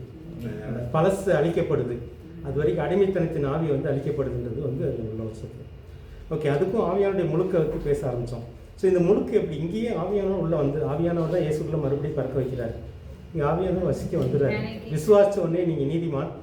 இப்போ வந்து இயேசு ஆண்டவரேன்னு கூப்பிட முடியாது. ஆவியானவர் இல்லாமல் இயேசுவை யாருன்னு ஆண்டவர்னு கூப்பிட முடியாது. ஸோ அதனால் ஆவியானவர் இங்கே வந்துடுறாரு. 3ஆவது விசுவாசத்திலே ஆவியானவர் வந்துடுறாரு. இந்த முழுக்கு எதுக்காக? ஆவியானுடைய முழுக்கு எதுக்காக? ஸோ இது யார் செய்கிறது? நம்ம ஏற்கனவே பார்த்ததெல்லாம் அவங்களுக்கு ஞாபகம் வருதான்னு பார்த்து இடத்துக்குள்ள போயிடணும். இப்போ வந்து இயேசுக்குள்ளே நம்மளை முழுக்கிறவர் ஆவியானவர். அது வந்து நீங்கள் ஞானஸ்நானம், விசுவாசம், மறுபடி பிறத்தல் எல்லாத்துக்கும் வச்சுக்கலாம். இந்த இது வந்து இப்போ ஆவியானவருக்குள்ளே நமக்கு முழுக்கு கொடுக்குறவர் இயேசு. அதாவது இப்போ வந்து யோவான் சொல்வார், நான் தண்ணியில் முழுக்கு கொடுக்குறேன். அவர் வந்து உங்களை ஆவிக்குள்ளேயும் ஆவினாலையும் அக்கினினாலையும் ஞானஸ்நானம் கொடுப்பார். இப்போ இயேசு தான் இந்த ஞானஸ்நானத்தை கொடுக்குறவர். இதைத்தான் வந்து இயேசு மேலே போயிட்டு நான் அனுப்புறேன்னு சொல்வார். மேலே போயிட்டு அனுப்ப அந்த 120 பேர் கூடியிருந்த இடம் அந்த பெந்து நல்ல ஒரு இந்த முழுக்கு எதை குறிக்குது அப்படின்னா, இனிமேல் நீங்கள் சொந்தமாக செயல்படக்கூடாது. நான் எப்படின்னு சொன்ன மாதிரி அந்த உனக்குள்ளே வசிக்கிற ஆவியானவர் வைராக்கிய வஞ்சியோடு வசிக்கிறார். இனிமேல் செயல்படக்கூடாது, என்னோட சேர்ந்து செயல்படணும் அப்படின்றத. ஒரு வேளை குடும்ப வாழ்க்கை அப்படின்னு தெரியல, ஊழியமாக இதில் வந்து ஆவியானவர் நிறைய காரியங்கள் செய்கிறார். ஸோ நம்மளும் ஆவியானவர் சேர்ந்து வாழ்கிற ஒரு வாழ்க்கைக்குள்ளே கொண்டு போகிறார். இதுதான் பழைய உடன்படிக்கையில் கிடைக்காத ஒரு காரியம். இந்த சத்தியம் இந்த ஆவியானவர் கூடவே இருந்து நடத்துறது. பழைய உடன்படிக்கையில் பார்த்தீங்கன்னா பிரமாணம் இது சொல்லுது, செஞ்சால் பழப்பார், இந்த கட்டளை கீழ்ப்படிஞ்சால் பழப்பார், இல்லைன்னா செத்துருவார். இது ஆசீர்வாதம், இது இல்லைன்னா சாபம். ஸோ இதுக்குள்ளே தான் அவங்க இருந்தாங்க. ஆனால் இங்கே வந்து ஆவியானவர் கூட நம்ம சேர்ந்து வாழும்போது சாபத்துக்கோ மற்றதுக்கு இடம் இல்லை அப்படின்றது தான் அந்த புதிய உடன்படிக்கை. ஸோ இங்கே வந்து கிறிஸ்துக்குள்ளே வளர வைக்கிறவர் தான் அந்த முழுக்கு. இது வந்து ஆவியானவர் கூட சேர்ந்து நடக்கிற ஒரு வாழ்க்கை. ஸோ இதுக்கு ரெண்டுக்கும் சின்ன வித்தியாசம்தான். ஆனால் இதை புரிஞ்சுக்கிட்டா நல்லாயிருக்கும்.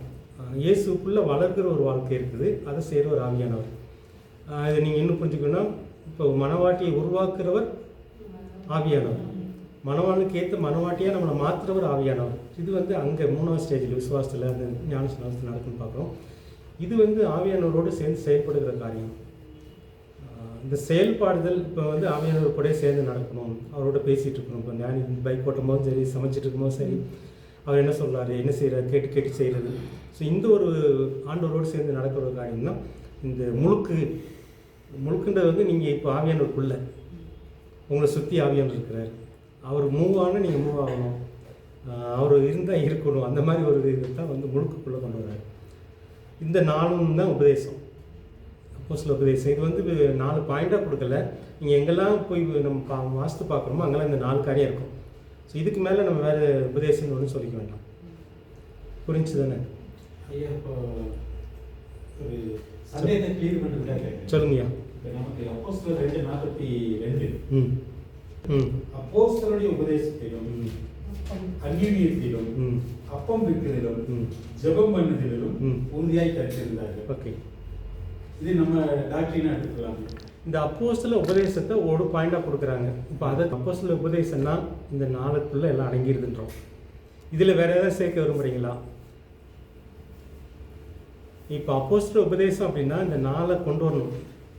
மனம் திரும்புதல் இருக்கணும், விசுவாசம் இருக்கணும், ஞானஸ்நானம் இருக்கணும், அபிஷேகம் இருக்கணும். இது 4 தான் அவங்களுடைய உபதேசமாக இருந்துச்சு அப்படின்றாங்க. அதான் இன்னொரு பிராக்கெட்ல ஆட் பண்ணிங்க. ஏன்னா இது மொத்தமாக எல்லாம் சொல்கிற மாதிரி இருக்கு. அவங்க சொன்னது என்னன்னா தெளிவாக சொன்னாங்க, உங்களுக்கு பழசு இல்லை புதுசு தான், நானே வந்து சொன்னாலும் நீங்க ஏற்றுக்கூடாது இப்போ நமக்கு பழசு இல்லை. இது வந்து ஆக்சுவலாக பழைய உடன்படிக்கை இல்லைன்னே போட்டு விட்டுருங்க. ஏன்னா அது கன்ஃபியூஷன் ஆயிருக்கு நிறைய பேருக்கு, வாசங்களுக்கே கன்ஃபியூஷன் ஆயிருக்கு. நீங்கள் பழைய ஏற்பாடு கையில் இருக்கிற வரைக்கும் கன்ஃபியூஷன் இருக்க தான் செய்யும். ஏன்னா நம்ம பைபிள் ஒன்றாக்கிட்டாங்க. இப்போ நமக்கு ரெண்டுமே இருக்கிறதுனால இந்த பிரச்சனை. இது வந்து நம்ம போட்டதுனால இல்லை. ஏன்னா முந்தானத்து ஒரு ஆண்டி சொல்லும்போது இந்த சும்மா இந்த டேட்டா எழுத கணக்கு பார்த்து இந்த இது போடுறது வந்து அவங்க தப்பாக புரியுது. தாவீது போயிட்டாங்க, தாவீது இப்படி தான் எத்தனை பேர் கணக்கு போட்டான், உடனே தோத்துட்டான், அப்படி கணக்கு போடக்கூடாது. அப்போ அவங்க பாருங்க எது எடுத்துக்கணும்னே தெரியல. அப்போ தாவீதுக்கு போயிடுறாங்க திடீர்னு. அப்போ நமக்கு அது இல்லைடா ஆண்டவர் நம்ம கூட இருக்காரு அப்படின்றதே மறந்து போச்சு. கணக்கு போட்டால் தாவீது மாதிரி அழிஞ்சிருவோன்ற மாதிரி எடுத்துக்கிறாங்க நிறைய பேர். அதனால தான் சொல்கிறேன் இது பிராக்கெட்டில் அந்த குழப்பம் இருக்குதா.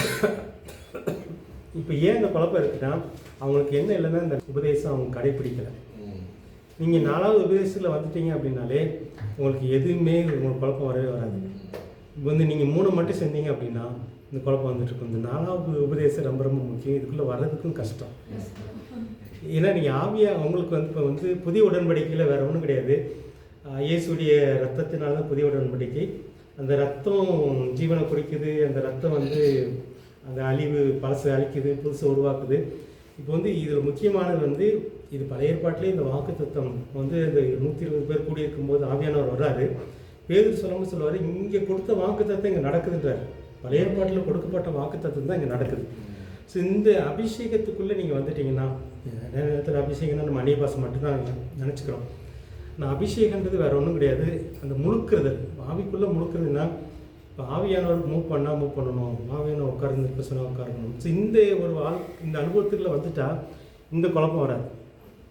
இப்போ 4வது உபதேசத்தின் அனுபவம் இல்லாத வரைக்கும் உங்களுக்கு குழப்பம் வந்துகிட்டே இருக்கும். அந்த ஆவியானுடைய நடத்துதலுக்குள்ளே வந்துட்டா. அதனால தான் இந்த புதிய ஏதோ சின்ன வாய் தவறி ஒரு வார்த்தை சொன்னாலுமே நமக்குள்ள இருக்க நமக்குள்ள இருக்கிறதுனால தான் அந்த உணர்வு வருது.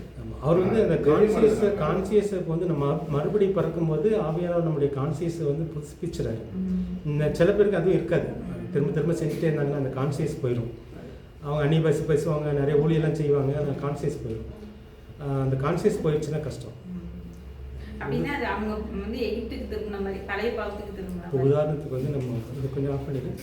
உதாரணத்துக்கு வந்து நம்ம இவர் வந்து சங்கீதம் எழுதுறாரு, வெளிப்படையாக செஞ்ச பாவத்தை எழுதுகிறாரு. ஸோ இதுதான் ஹோலி ஸ்பிரிட்டோட வேலை. ஸோ இந்த ஹோலி ஸ்பிரிட்டோட வேலை அங்கே இல்லை. இப்போது இது நீங்கள் பார்க்கலாம். இப்போ ஹோலி ஸ்பிரிட்டுக்கு வேலை செய்யறதுக்கு இடம் கொடுக்கணும். நம்ம வந்து முதல்ல தவறும் போதே கொஞ்சம் உணர்த்துவார், போகிற வழி சரியில்லைப்பா, கொஞ்சம் சரியாயிக்கும். இப்போ வந்து மனைவி என்னன்னா எத்தனை அடிப்படையில் நம்ம குற்றப்படுத்துறோம், அது கொஞ்சம் ஆஃப் பண்ணுங்க. ஆயிரக்கணக்கான மிஷினரினா இந்தியா முழுவதும் பெங்களூர் எட்டாலிஸ் அவர் வாழ்க்கையில் அவங்க ஆஃபீஸில் இருந்த அந்த பெண்ணோட பாவமாகி போச்சு. உணர்த்தப்பட்டார், ஆஃபீஸுக்கு வரதை நிப்பாட்டினார். தான் கொடுத்த எந்தெந்த ஸ்தாபனங்கள் கொடுத்த டாக்டர் பட்டங்கள்லாம் அப்படியே கொண்டு போய் அவங்கள்ட்ட ஹேண்ட் ஓவர் பண்ணிட்டார். நான் இதுக்கு தகுதியானவன் இல்லை அப்படின்னு சொல்லி ஹேண்ட் ஓவர் பண்ணிட்டு 2 வருஷம் காத்திருந்தார் தேவசானத்தில். அப்புறம் தான் ஊழியத்துக்கு மறுபடியும் தன்னை புதுப்பிக்கிறார். அவங்களே பார்த்து இவருடைய வாழ்க்கையை பார்த்து அவங்களே பார்த்து அந்த ஸ்தாபனத்துக்காக மறுபடியும் வந்து அந்த பக்கத்தை கொடுக்குறாங்க. இது ஆவியானவருடைய நிறைவு வழிநடத்துதல் உணர்வு. இங்கே அது எதுவுமே கிடையாது. அதைத்தான் நம்ம பேசுகிறோம். வேற ஒரு தனிப்பட்ட பேசுறதுக்கு ஒன்றுமே கிடையாது. சிந்தனை ஆவிக்குரிய சிந்தனை நிறைய. இந்த 4வது பாயிண்ட் எங்கே இது அவருக்கும் வேணும், நமக்கு நம்ம உதாரணத்துக்கு இது புரியுன்றதுக்காக தான் அவர் எடுத்தேனே வழியே, மற்றபடி கிடையாது. நம்ம பாவியானுடைய நடத்துதல் இருந்துச்சு அப்படின்னா நம்ம தப்பு பண்ணும்போது உணர்த்து. அதான் இவங்க சொன்னாங்க. நம்ம எங்கேயாவது தவறாக பேசிட்டோம் அப்படின்னா சின்ன இடத்துல கூட நம்ம ஒருத்தரை வந்து தெரியாமல் பேசிடுவோம். ஸோ அங்கே உடனடியாக இது பண்ணுவாங்க. அந்த இடத்துல நீங்கள் ஆவியை அவிச்சு போடுறீங்களா, அவரை துக்கப்படுத்துறீங்களா? ஸோ இது எல்லாமே இதுக்குள்ளே அடங்கியிருக்கு. இந்த 4th இது வந்து ரொம்ப ரொம்ப முக்கியம். இதுக்குள்ளே வந்துட்டிங்கன்னா நீங்கள் பழைய உடன்படிக்கையை பற்றி பேச வேண்டிய அவசியம் இல்லை. உங்களுக்குள்ளே ஆவியானவர் இருக்கிறாரு, இந்த ஆவியானவர் உணர்த்திட்டே இருக்கிறாரு. ஆவியானவர் வந்து உணர்த்தும் போது நீங்கள் எங்கே அவரை துக்கப்படுத்துறீங்க, எங்கே வந்து அவர் ஆஃப் பண்ணிடுறீங்க.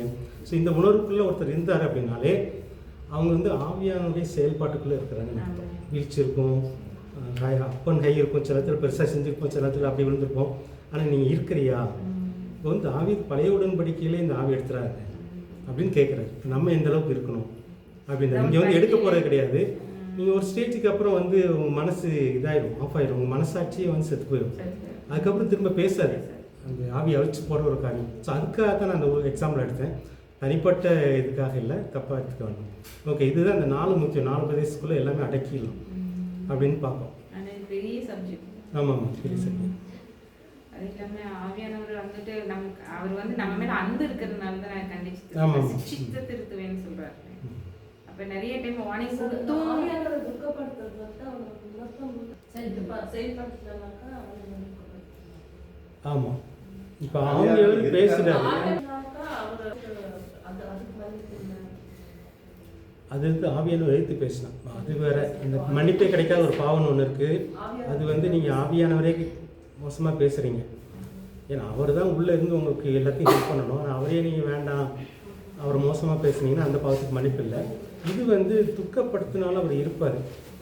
இப்போ வந்து தாவீது பாவம் பண்ணும்போது அவருக்குள்ளெல்லாம் இல்லை இவர், ஆனால் உணர்த்துறாரு. அப்போ வந்து நாத்தான் மூலமாக தான் உணர்த்துறாரு. ஆவியானவர் வந்து எங்கே வேலை செய்கிறாரு? நாத்தான் மூலமாக வேலை செய்கிறார். ஆனால் நமக்கு வந்து பார்த்தீங்கன்னா புதிய உடன்படிக்கையில் கூடவே இருந்து உணர்த்துவார். நீங்கள் செய்கிறதுக்கு முன்னாடி உணர்த்துவார், ஒரு வேளை செஞ்சிட்டாலும் உணர்த்துவார். அந்த அவர் அந்த உணர்வை கொடுக்குறாரு, அதை நம்ம ஆஃப் பண்ணிகிட்டே இருப்போம். அவர் சின்னதாக இப்போ வந்து அவருடைய வாழ்க்கையில் கூட அந்த ஒரு எண்ணம் வந்திருக்கும். இப்போ வந்து மனைவி இருக்கிற இடத்துல இன்னொரு பார்க்குற ஒரு எண்ணம் வந்திருக்கும். அப்போவே ஆவியானவர் என்ன சொல்லியிருப்பார், இது வந்து எக்ஸாம்பிளுக்காக எடுக்கிறேன். இப்போ அந்த எண்ணம் வரும்போது என் மனைவி இருக்கிற வரைக்கும் நான் இன்னொருத்தையும் நினைக்கக்கூடாதே அப்படின்ற உணர்வு வந்துகிட்டே இருக்கணும். அதுதான் ஆவியானவர் கொடுக்குறவர். ஒன்று வேலை வந்துச்சு அப்படின்னா நான் வந்து டைவர்ஸ் பண்ணி அல்லது அவள் இறந்ததுக்கப்புறம் தானே இன்னொருத்தையும் நினைக்கணும். ஸோ இங்கே தான் அவர் வந்து ஆஃப் பண்ணிகிட்டே வராரு. இது வந்து உடனடியாக நடந்தது கிடையாது. திருமணன்றது வந்து அல்லது இன்னொரு இதுன்றதெல்லாம் உடனடியாக நடக்காது. ஏதோ ஒரு ஸ்டேஜில் சின்னதாக ஆரம்பிக்கும். அதனால் இச்சை கற்பம் தரித்து பாவத்தை பிடிக்கும். இந்த இச்சைன்றது வந்து எங்கேயோ ஒரு இடத்துல ஆரம்பிக்கும், அங்கேயே டீல் பண்ணிட்டுன்றாரு. இந்த இச்சையை டீல் பண்ணியிருப்பேன்னா இந்த அளவுக்கு வந்திருக்காரு. அல்லது வேறு ஏதாவது ஆவியான வேறு மாதிரி செஞ்சுருப்பார். ஒரு வேளை மனைவி தப்பாக போனால் கூட திரும்ப கொண்டு வந்திருப்பேன். அந்த மாதிரி நிறைய நடக்கலாம். உதாரணத்துக்கு பேசுகிறேன், அவரை பர்சனலாக எடுத்துக்க வேண்டாம், நான் புரியுறதுக்காக பேசுகிறேன் நான். ஸோ நம்ம வாழ்க்கையில் வந்து அந்த ஆவியானுடைய உணர்த்தல் வந்து நம்ம பெரிய பாவம் செஞ்சதுக்கப்புறம் உணர்த்துவாங்கன்னு சொல்ல முடியாது. உங்களுக்குள்ளே இச்சை வரும், என் வாழ்க்கையிலே வந்திருக்கு. இச்சை வரும்போதே உணர்த்திருக்கிற தம்பி இது சரியில்லைப்பா, இந்த எண்ணம் வர்றது சரியில்லை, இதை தூக்கிடு. ஸோ இந்த எண்ணத்துக்கு இடம் கொடுத்தீங்கன்னா நீ போய் நிற்கிற இடம் வேறு மாதிரி இருக்கும். ஸோ அங்கே டீல் பண்ணிட்டுனா ஈஸி, அதை வளர விட்டும் போது முடியாது. ஆமாம், அங்கேயே முடிச்சுட்டுனா கதை முடிச்சு. ஸோ அந்த இது தான் நம்ம ஆவியானுடைய வேலைன்றது ரொம்ப சூப்பர். அது அவர் கூட சேர்ந்து நடக்கும்போது வந்து அவ்வளோ சுமூத்தாக கொண்டு போவார். ஆனால் சில நேரத்தில் நம்ம அவரை அவிச்சு போடும்போது, அவரை துக்கப்படுத்தும் போது கொஞ்சம் கஷ்டப்பட்டு திரும்ப கொண்டு வருவார். அவர் விட மாட்டார். ஆனால் நம்ம கூட இருந்தே நம்மளை எப்படியாவது மனவாட்டியாக மாற்றணும். ஸோ அவருடைய நோக்கம் என்னென்னா நம்மளை இயேசுவை போல மாற்றணும். ஸோ அந்த நோக்கத்துக்காக இப்போ ஜான் ஜெபராஜி கூட இது பண்ணிட்டாரு, திரும்ப மனவாட்டியை மாற்றுறது தான் அப்படியே இதாக இருக்கும். ஆனால் அதுக்குள்ளே வர்றோமா அப்படின்றது தான் முக்கியம். இந்த ஆவியானுடைய நடத்துறதுக்குள்ளே வந்துடணும். அது வரும்போது வந்து நீங்கள் மறைச்செல்லாம் வாழ முடியாது. பாவங்களை மறைக்கிறவன் வாழ விட மாட்டான், ஐக்கியத்தை விட்டு விடுகிறவன். ஸோ அந்த அது பழைய கொடுத்தா இருந்தால் கூட அது இங்கேயும் பிறந்து தான் செய்யும். அதனால் திரும்பவும் உருவாக்க அவரால் முடியும். ஆனால் உருவாக்குறதுக்கு விட்டு கொடுக்கறதுக்கு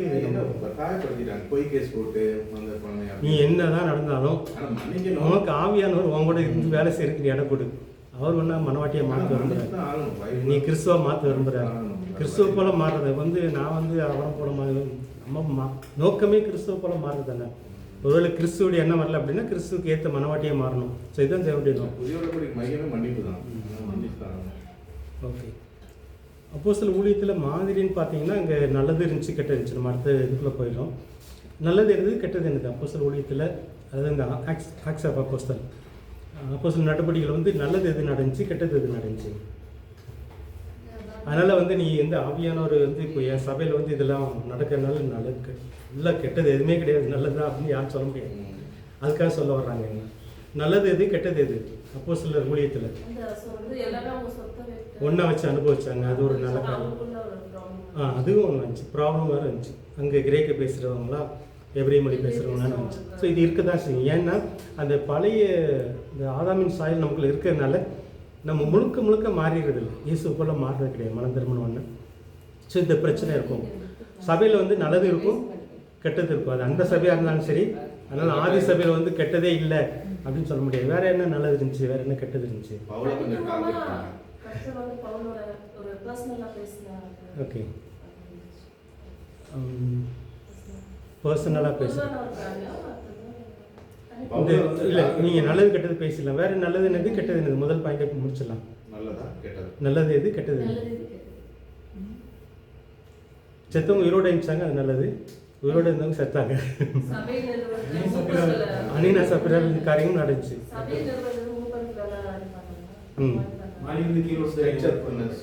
ஓகே, இது மாதிரி நிறைய காரியங்கள் இருக்குது. அவங்களால நல்லது நடந்துச்சு, கெட்டது நடந்துச்சு. அதனால் வந்து நல்லது மட்டும்தான் நடக்கும் சபையில் அப்படின்னு நம்ம எதிர்பார்க்க முடியாது.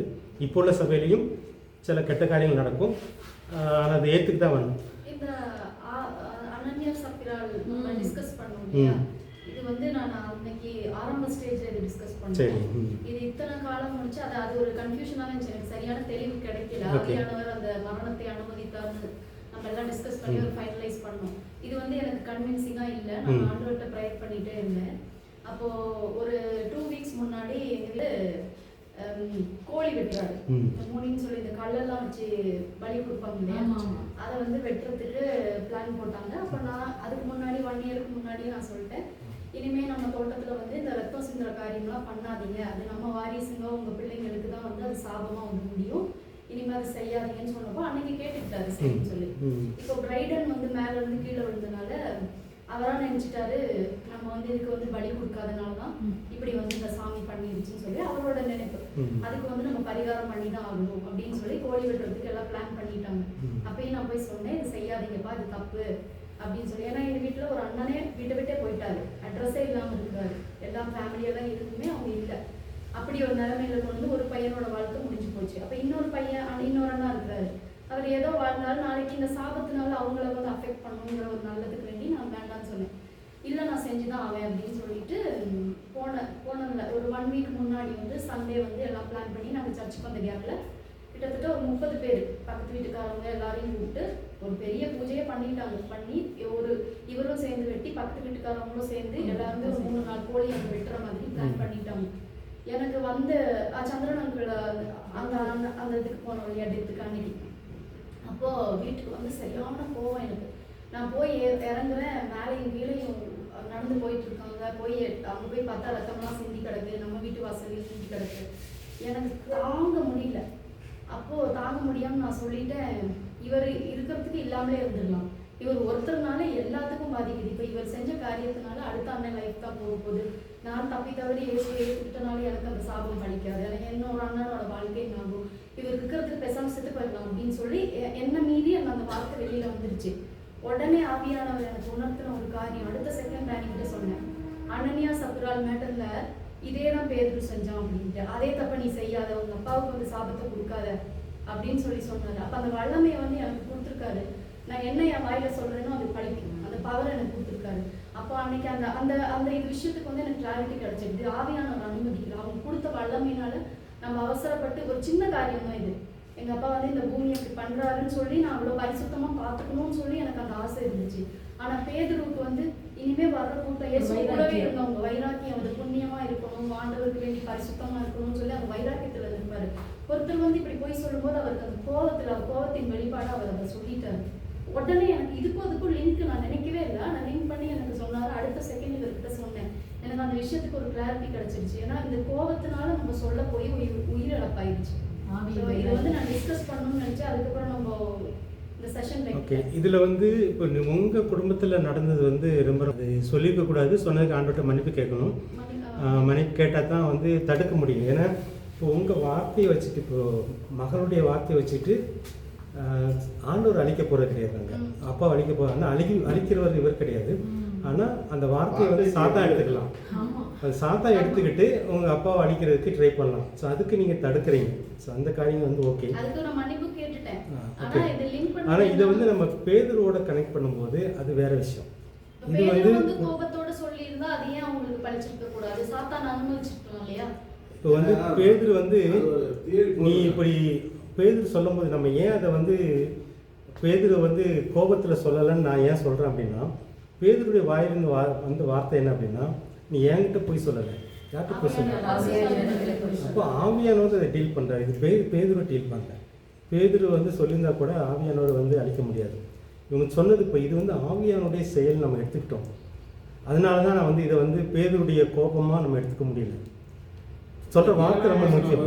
இது வந்து நீ ஏன்கிட்ட போய் சொல்லலப்பா, இது வந்து ஆவியானவர் வெளிப்படுத்துறாரு. இவங்க போய் இது வந்து ஒருவேளை பேதுரு எப்படி கோவப்பட்டிருக்கலாம் அப்படின்னா, இவங்க 2 பேர் மறைச்சி வச்சுட்டு வந்ததை இன்னொருத்தன் பார்த்துட்டு வந்து பேதுருக்கிட்ட சொல்கிறான், இவங்க இப்படி மறைச்சி வச்சுருந்து போய் சொல்கிறாங்க அப்படின்னு. அப்படி நடந்துருந்தா பேதுரு கோபத்தில் செஞ்சுட்டாருன்னு அர்த்தம். இதை மறைச்சி வச்சதை வெளிப்படுத்தினது வெளிப்படுத்தினது ஆவியானவர், அதை சொல்ல வச்சது ஆவியானவர். நீ ஏன்ட்டு போய் சொல்லலை. இதனால தான் வந்து நம்ம யாரை சொல்கிறோம் அப்படின்னா, ஆவியானவர் வந்து புதிய கிருபைக்குள்ளே வந்துட்டா யாரையும் கொல்ல மாட்டார் அப்படின்றது இல்லை. இங்கே வந்து ஆவியானவருடைய வேலை. சபையை வந்து இந்த மாதிரி ஃபேக் பீப்புள் வந்துருப்போம். நம்ம ஏற்கனவே பார்த்தோம், கிபி 360 வந்து ஒரு ராஜா வந்து ஆகிட்ட அந்த ஒரு மாடலுக்குள்ளே வந்துடக்கூடாதுன்றதான் இங்கே நிறைய பேர் சேர்றாங்க. இந்த சம்பவம் நடக்கும்போது எனக்குமே அப்படி ஒரு லிங்க் வரணும் அப்படின்னு என்னோட கேள்வி. சம்பந்தமே இல்லாம அந்த விஷயம் வந்து என்னோட விஷயத்துல வந்து ஒரு லிங்க் வரணும். ஏன்னா இந்த 7வது வசனம் படிக்கும் படிச்சிருவோம். உங்களுக்கு வேற வைஃபுக்கு படிக்கும்போது பாருங்க, அடுத்து அது டார்கெட் பண்ணியே சொல்லுவார். யூத சட்டத்தின்படி அவர் இறந்துட்டாங்க அப்படின்னா முதல்ல மனைவிக்கு தகவல் கொடுத்து அந்த மனைவியின் மூலமா தான் அடக்கம் பண்ணணும். கிட்டத்தட்ட ஒரு இறந்து 4 மணி நேரத்தில் அடக்கம் பண்ணிடுவாங்க. ஸோ அங்கே ஃபுல்லாக விதிமீறல் தான் நடக்குதாங்க. ஆக்சுவலாக யூத சட்டத்தின்படி, அங்கே சட்டத்தின்படி அது விதிமீறல். ஆனால் அந்த பெண்ணை அடுத்து வரைக்கும் நீயும் இப்படி போற அப்படின்னு. அப்போ இது எழுத்துனர்கள் எழுதியிருக்கலாம். ஆனால் அங்கே வந்து பேதுரு வந்து ஏன் சொல்ல வரேன்னா, 3வது உங்களுக்கு இன்னொரு அசைன்மெண்ட் கொடுக்க விரும்புகிறேன். 3 நடவடிக்கைகளில் வந்து இப்போ ஒவ்வொரு சம்பவம் இப்படி நடக்குது. சில நன்மையும் நடக்குது, தீமையும் நடக்குது. இங்கே வந்து ஏன் எந்த வரத்தினால நடக்குதுன்னு நீங்கள் கண்டுபிடிச்சி வரணும். ஒரு அசைன்மெண்ட் மாதிரி எடுத்துக்கோங்க. இங்கே செயல்படுகிறது வந்து முதல் வரம் செயல்படுது. பேதுருக்குள்ளே செயல்படுகிறது என்ன? முதல் ஆவியின் வரம். என்ன வராது? ஞானத்தின் ஆவி. இது வெளிப்படுத்துறது ஆவியானவர். ஒருவேளை வந்து இதில் வந்து நம்ம பேதுருடைய கோபத்தை முக்கியப்படுத்துறதுக்கு ஒரே காரணம் என்னன்னா, இப்போ வந்து இது நடக்கக்கூடாதுன்னு ஆவியானவர் வந்து நினச்சிட்டார். பேதுருக்கு கோபம் வந்துடும், இவங்க 2 பேர் செத்துருவாங்க அப்படின்னு ஆவியானவர் தெரியுது. என்ன செஞ்சுக்க மாட்டாரு. இல்லை மைனஸோ ப்ளஸோ, நம்ம வந்து ஆவியானுடைய வரங்கள், ஆவியானுடைய செயல்பாடுகளை பற்றி பேசுகிறோம், பேதுரை பற்றி பேசுகிறோம். ஏன்னா ஒரு கிஃப்ட் எதை கொடுத்துக்க மாட்டார் ஆண்டவர். இது வந்து ஆவியானவர் தான் இதை வெளிப்படுத்தி. இது வந்து பேதுருக்கு தெரிய வச்சதே, இவங்க மறைச்சி வச்சுட்டு வர்றாங்கன்னு தெரிய வச்சதே ஆவியானவர். இதுல வந்து பேதுருக்கு கோபத்துலலாம் அவர் செய்யலை. அவருக்கு இதுதான் முக்கியம். இப்போ வந்து உங்களுக்கு வந்து இப்போ அப்பா செய்யறது தடுக்கணும் அப்படின்னா, இந்த வார்த்தை வராமல் இருக்கணும், நம்ம ஆவியானவர் நடத்தப்பட்டிருக்கோம் அப்படின்னா வேற மாதிரி டீல் பண்ணியிருப்பார். எப்படின்றது வேற. அப்பா செய்ய விடாத அளவுக்கு வேற மாதிரி இந்த இது வந்து இதுக்குள்ளே வந்து இந்த வார்த்தை வாயிலிருந்து வர வச்சதே சாத்தான். ஸோ அந்த இப்போ நம்ம அடுத்து தடுக்கிறோம், அது வேறு விஷயம். இது வந்து சாத்தானுடைய வேலைகள் வேறு, ஆவியானுடைய வேலைகள் வேறு. இப்போ உங்கள்கிட்ட வந்து ஆவியான டீல் பண்ணியிருப்பார் அப்படின்னா வேறு மாதிரி டீல் பண்ணியிருப்பார், வித்தியாசமாக இருக்கும். ஒருவேளை வந்து அப்பா இப்படி செய்ய போகிறாரு, நீ இப்படி தடுக்கலான்னு சொல்லி சில பிளான் கொடுத்துருக்கலாம், கனவு மாமா செஞ்சுருக்கலாம். அல்லது அப்பாவை வந்து கூடவே இருக்க வச்சுருக்க, அப்பா கூட உனக்கு கூட இருக்க வச்சுருக்கலாம் தடுக்கிறதுக்கு இந்த மாதிரி. ஆனால் இப்போ ஒன்றை பொறுத்தவரை வந்து பயம் இருக்குது. ஆனால் இந்த பயமே தேவையில்லை. ஏன்னா இந்த ரத்தம் வந்து ஒன்றும் செய்ய போகிறது கிடையாது. இது வந்து வெளிப்பட்ட இயேசு எனக்காக எல்லாம் செஞ்சு முடிச்சிட்டாரு. இப்போ வந்து உங்கள் அப்பாவுமே இயேசுடைய ரத்தத்துக்குள்ளே கவர் பண்ணலாம் ஜெபத்தினால. அதுதான் நம்ம பயப்பட வேண்டாம். அந்த பயப்பட வைக்கிறதே சாத்தான். இந்த பயம் வந்ததே வந்து விசுவாசம் இல்லைங்க. இது வந்து ஒன்று குற்றப்படுத்த இல்லை. ஸோ இந்த ஆவியானுடைய செயல்பாடுகள் வித்தியாசமாக இருக்கும்னு நான் சொல்ல வரேன். அதனால தான் இதையும் அதையும் ஒப்பிட்டு, நல்ல ஒரு பாடம், இதே அதையும் ஒப்பிட்டு நம்ம வந்து ஒன்றாக்கிற வேண்டாம். இது அதனால வந்து நான் கோபத்தில் செஞ்ச மாதிரி பேதர் கோபத்தில் செஞ்சாங்க வந்து அதன் அடிப்படையில் நம்ம வாழ்க்கையை புரிஞ்சுக்கணும். வேதத்தின் அடிப்படையில் நம்ம வாழ்க்கையை புரிஞ்சுக்கணும். நம்ம அனுபவத்தின் அடிப்படையில் வேதத்தை இன்டர்பிரட் பண்ணக்கூடாது. புரியுது தானே? எனக்கு ஒரு அனுபவம் இருக்கும், அந்த அனுபவத்தை வச்சுட்டு நான் வந்து வேதத்தை வந்து பேசக்கூடாது. வேதத்தில் உள்ள அனுபவத்தின் அடிப்படையில் நான் செய்யணும். அதனால ஆனால் பேதுரை வந்து நான் எப்படி பார்க்குறேன்னா 3வது வருஷம் தான் மெச்சூரிட்டி ஆகுறாரு. ஏன்னா பேதர் மெச்சூரிட்டி. இங்கே வந்து நான் பேதுரை பற்றியே பேசலை, ஆவியானுடைய செயல். இப்போ நாம அதனால நான் கொடுக்குற அசைன்மெண்ட் நீங்கள் பார்த்தீங்க அப்படின்னா ஒவ்வொரு செயல்லையும் என்ன வரம் செயல்போம், ஆவியானுடைய வரங்கள் எந்த வரத்தின் அடிப்படையில் அவங்க ஒரு செயல்பாடு இருந்துச்சு. நீங்கள் அதை நீங்கள் அந்த அசைன்மெண்ட்டுக்குள்ளே போனீங்கன்னாலே புரியும். இங்கே பேதுரு செயல்படுகிறது வந்து ஞானத்தின் வரத்தின் அடிப்படையில் செயல்படுகிறார். இந்த அனனியா சப்பீரா காரியம் வந்து பார்த்தீங்கன்னா ஞானத்தின் வரம், அந்த ஞானத்தின் வரம் செயல்படுகிறதுனால இந்த ஞானத்தின் வரம் செயல்படலை அப்படின்னா பேதுரு வந்து இது செஞ்சிருக்க மாட்டார். அதனால இது ஆவியானவரை நம்ம முக்கியப்படுத்துகிறோம். ஆனா அது சில நேரத்துல இதனால ஒரு தவறான உபதேசம் வருது. இப்போ நீங்க மறுபடியும் சொல்றதுனால இயேசு கிறிஸ்து ஒரு தவறான உபதேசத்துக்குள்ள நிப்பாட்டுறாங்க, இயேசு கெட்டவரா காண்பிக்கிறாங்க. அதுதான் இங்க பிரச்சனை. இப்போ பேதுரு நல்ல பேர் வாங்க கெட்ட பேர் வாங்குறான்றத விட பேதுரு 3வது வருஷம் தான் அவர் மெச்சூரிட்டி ஆகுறாரு. ஒண்ணு. ரெண்டாவது இப்படி இருக்கக்கூடாது, அன்பா இருக்கணும் அப்படின்னு நீங்க மெச்சூரிட்டி பத்தி பேசும்போது இங்க ஆவியானவர் பேதுருடைய செயல்பாடுகள் நம்ம பிரிச்சு பார்க்கணும். இங்க ஆவியானுடைய செயல்பாடுன்னு நம்ம பார்க்குறோம். இங்க தனிப்பட்ட விதத்துல பேதுருடைய மெச்சூரிட்டியை பத்தி இங்க இருந்துச்சு, இங்க மெச்சூர் ஆனார். இந்த எந்த இடத்துல மெச்சூரிட்டி பத்தி பேசலாம் அப்படின்னா பேதுரு ஒரு அந்நிய புறஜாதி ஏற்றுக்க மனசு இல்லை, அங்க வேணா மெச்சூரிட்டியை பேசலாம். ஆனா இங்க செயல்படுகிறது ஆவியானவரே செயல்படுறாரு. அதனால இங்க மெச்சூரிட்டியை பத்தி பேசுறதுக்கு எனக்கு இடமே இல்லை. பேதுரு ஒரு புறஜாதி ஏத்துக்கிறதுக்கு அவரோட கிஃப்ட் வந்தனாலதான் சொல்றாரு ஆவியானவர். ஒரு கிஃப்ட்டை கொடுத்து அவங்க எடுக்கவே மாட்டார். இப்போ நீங்க சொல்ற சில பாஸ்டர்ஸ் கிஃப்ட் கொடுத்து நல்லா பாடுறாங்க, ஆனா தவறு இருக்கு. இருந்தாலும் அதெல்லாம் நான் சொன்னா அது பேதுரு தான் சொன்னாரே தவிர அவர் இயேசு அடிக்கல அப்படின்னு உறுதியா இருக்கலாம். ஏன்னா அவர் கிஃப்ட் கொடுத்துருக்காரு, ஆனா அவருக்கு ஒரு வல்லம் இருக்கு. அது பவுலுக்குள்ளேயும் இருந்துச்சு, அந்த வல்லாம எல்லாருக்குள்ளேயும் இருந்துச்சு. ஆனால் நம்ம அந்த தப்பை போய் செய்யும்போது அது கடவுளாக காமிச்சிடுறோம். அவரோட இப்போ மெச்சூரிட்டியை போகும்போது இயேசுவே மெச்சூரிட்டி. நம்ம எங்கே இப்போ ஒருத்தர் ஒரு ஊழியக்காரருக்கு ஒரு விசுவாசிக்கு ஒரு சோதனை ஒரு பிரச்சனை வருது, அவர்கிட்ட போய் இப்போ யோகிட்ட சொன்ன மாதிரி என்ன சொல்லிடுறாங்க, ஏதோ பாவம் பண்ணிட்டு கடவுள் அடிச்சுட்டாரு, இப்போ ஏதோ பாவம் பண்ணிட்டு கடவுள் அடிச்சுட்டாருன்னு சொல்றதுதான் தப்பு, அதுதான் தவறான உபதேசம். ஆனால் இது சரியானது தான் அப்படின்னு சொல்லி ஏற்றுக்கிட்டு தான் ஆகணும் அப்படின்னு நினைக்கிறேன். அதுதான் அது நம்ம எடுத்துக்கலாம். பேதுரு இப்படி பண்ணாரு, அதை எடுத்துக்கலாம். 3வது வருஷம் திருந்தி நல்ல மெச்சூரிட்டி அதெல்லாம் நம்ம எடுத்துக்கலாம். ஆனா இதனால இயேசு அடிப்பாருன்னு சொல்றதுதான் தப்பாயிடுச்சு.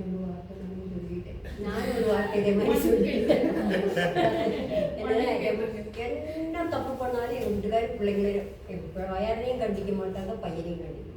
நான் சொல்லி 7 நாள் தான் செத்து போச்சு அப்படின்னு. அதே போல நீங்க இருக்கிற வரைக்கும் இந்த பிள்ளைங்க கொடுப்பேன். இதுதான் முக்கியம், இதுதான் ஹோலி ஸ்பிரிட். இது வேணும்.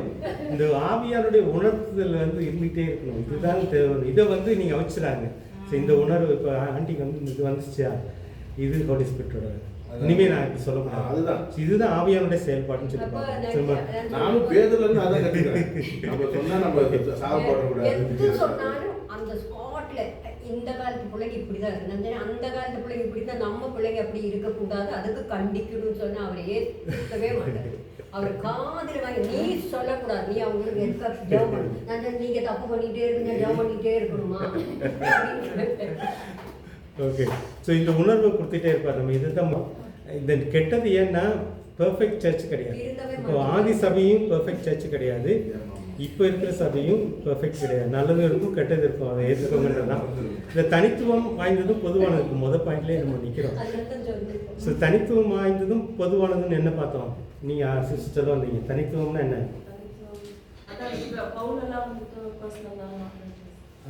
பவுலோட்ட நேரடியாக பேசினார். தனித்துவமான இப்போ குதிரையில் போகிறாரு, திடீர்னு ஒரு வெளிச்சம் வருது, டேரெக்டாக இயேசு பேசுகிற நீ எனக்கு கஷ்டப்படுற அப்படின்றார். ஸோ இந்த அனுபவம் எல்லாருக்கும் இருக்குன்னு சொல்ல முடியாது. பவுலுக்கு ஒரு ஸ்பெஷலாக கிடைச்சது. பவுலுக்கு நிறைய வெளிப்படுத்தினார் ஆண்டவர். அதனால் பவுலை ஆண்டவர் இயேசு சந்தித்த மாதிரி என்ன சந்திக்கணும் அப்படின்னு யாரும் எல்லாரும் எதிர்பார்க்கக்கூடாது. ஸோ ஒவ்வொருத்தரும் ஒவ்வொரு விதமாக சந்திப்பார். வேறு தனித்துவம்னு சொல்லி பார்த்தீங்கன்னா இந்த 120 பேர் மேலே ஆவியானவர் வந்தார் பாருங்க, அது ஒரு தனித்துவம். வரும்போது பார்த்தீங்கன்னா பெரிய காற்றடிக்குது, அந்த நெருப்பு தணல்லாம் ஒருத்தர் மேலே தெரியுது. ஸோ இந்த அனுபவம் எல்லாருக்கும் கிடைக்குன்னு சொல்ல முடியாது. இது ஃபஸ்ட் டைம். இப்போ இந்த வேதத்தில் ஒரு சம்பவம் ஒரே ஒரு இடத்துல மட்டும் எழுதப்பட்டிருக்கு அப்படின்னா அது ஸ்பெஷல், தனித்துவமானது. அது எனக்கும் நடக்கும்னு எதிர்பார்க்கக்கூடாது. புரியுதா? கேட்டால் கிடைக்கும்னு சொல்ல முடியாது. Very special. அதாவது சில காரியங்கள் இப்போ பவுலில் நீங்கள் பவுல்கிட்ட பேசுன மாதிரி என்கிட்ட பேசுங்கன்னு நீங்கள் கேட்க முடியும், கேட்டால் கிடைக்கும்.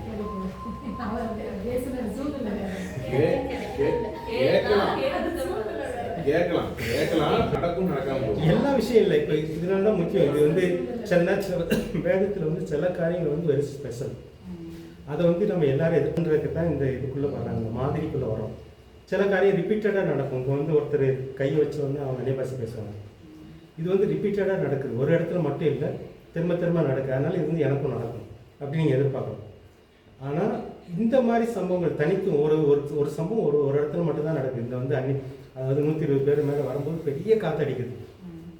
அதனால ஆவியானவர் ஏன்ட்ட வரும்போது பெரிய காத்தடிச்சு வரணும் அப்படின்னு நீங்கள் எதிர்பார்த்தீங்கன்னா ஜெபிச்சிங்கன்னு நடக்குமா?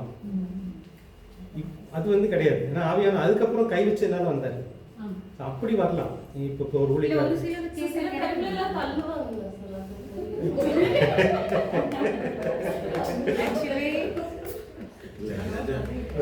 தள்ளிடுறாங்க. இப்போ தனித்துவமும் பொதுவானது வந்து பொதுவானது வந்து எல்லாருக்குமே நடக்கும். ஒரு ஒரு விஷயம் வந்து திரும்ப திரும்ப வேதத்தில் நடந்த மாதிரி உங்களுக்கு இப்போ வந்து கை வச்சுன வியாசம் அது அந்த மாதிரி அனிபாசை பேசுறது இதெல்லாம் நமக்கும் நடக்கும். இது தனித்துவமானது வந்து நமக்கு நடக்கும்னு எதிர்பார்க்க வேண்டான்றதுக்காக தான் இந்த முக்கியமாக சொல்கிறோம். இப்போ வந்து ஏன் எதிர்பார்க்கக்கூடாது? அப்புறம் விசுவாசம் கம்மியாகும். நடக்கலான விசுவாசம் கம்மியாயிரும்.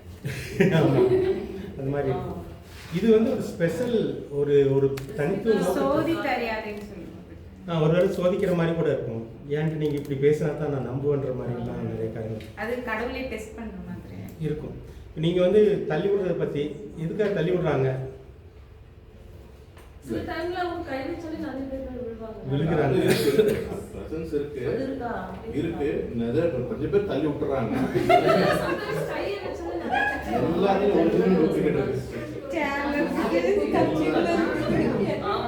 எதுக்காக கை வைக்கணும்? எதுக்காக கை வைக்கணும்? இப்போ நீங்கள் கை வச்சிருக்கீங்களா?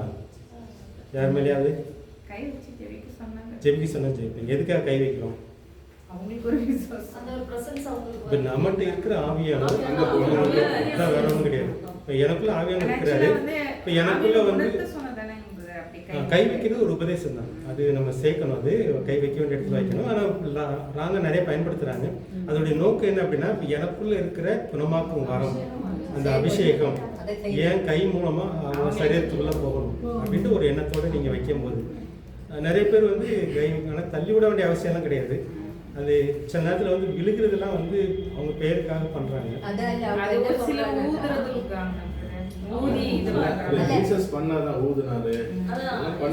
ஆனால் நமக்கு ஊதுறது வந்து தேவையான்னு தெரியல. இயேசு ஊதுனது எதுக்காக அப்படின்னா, இப்போ இயேசு உயிர்த்தெழுந்துறாரு. அந்த அந்த அவருடைய ஆவியை வந்து பெற்றுக்கொள்ளுங்கன்றார். இது வந்து மறுபடி பிறக்கிறதுக்கு அபிஷேகம் திரும்ப கிடைக்குது. ஒரே ஒரு தடவை இதுதான் வந்து அந்த ஒரு தடவை நடந்துச்சு அப்படின்னா வேற எங்கேயா ஊதிருக்கிறாரா இயேசு? வேற பவுல் எங்கேயா ஊதிருக்கிறாரா? பேர் எங்கேயா ஊதிருக்கிறாரா?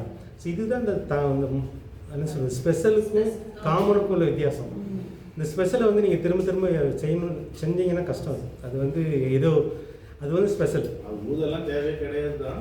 அந்த ரிப்பீட்டட் கை வைக்கிறது ரிப்பீட்டடாக நடக்கும். அதை நீங்கள் செய்யலாம். ஸோ அதனால் வந்து இதை உபதேசமாகக்கூடாது. ஊதுறது வந்து அது மாதிரி நிறைய வருது. ஆனால் கை வைக்கிறது வந்து உபதேசத்துக்கு கொண்டு வரலாம். அதோடைய நோக்கம் என்ன அப்படின்னா, எனக்குள்ளே ஆவியானவர் இருக்கிறாரு. அந்த ஆவியானவர் வந்து நான் பரீட்சைக்குள்ள கொடுக்குறேன். அந்த இதுக்காக இப்போ எனக்குள்ள குணமாக்க வரத்தை கொடுத்துருக்கிறாரு. அந்த குணமாக்க வர என் கை மூலமாக அவனுக்குள்ளே போட்டுரும். ஸோ அந்த மாதிரி செய்யலாம். தொட்டு சுகமாக்க ஸோ அதுக்காக பண்ணலாம். ஓகே. ஸோ தனித்துவம் பொதுவானது இதுதான். நீங்கள் தனித்துவமானது எங்கேயா நடந்துச்சுன்னா, இயேசு ஒரே ஒரு தடவை தான் ஊதுனாரு. அதை நீங்கள் திரும்ப எதிர்பார்க்கவே கூடாது. நான் ஊதுனா நடக்கணுன்ற அது வேற. ஸோ அதனால தான் இந்த தனித்துவம் வாய்ந்ததும் முக்கிய பொதுவானது நீங்கள் வந்து பிரிச்சு பார்க்கணும்.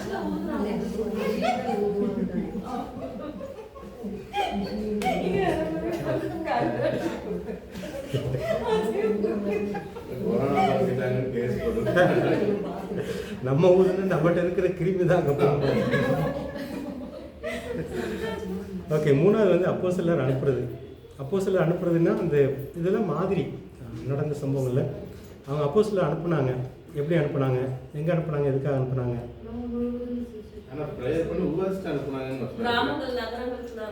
ஆமாம், கிராமங்கள் நகரங்களுக்கு அனுப்புனாங்க.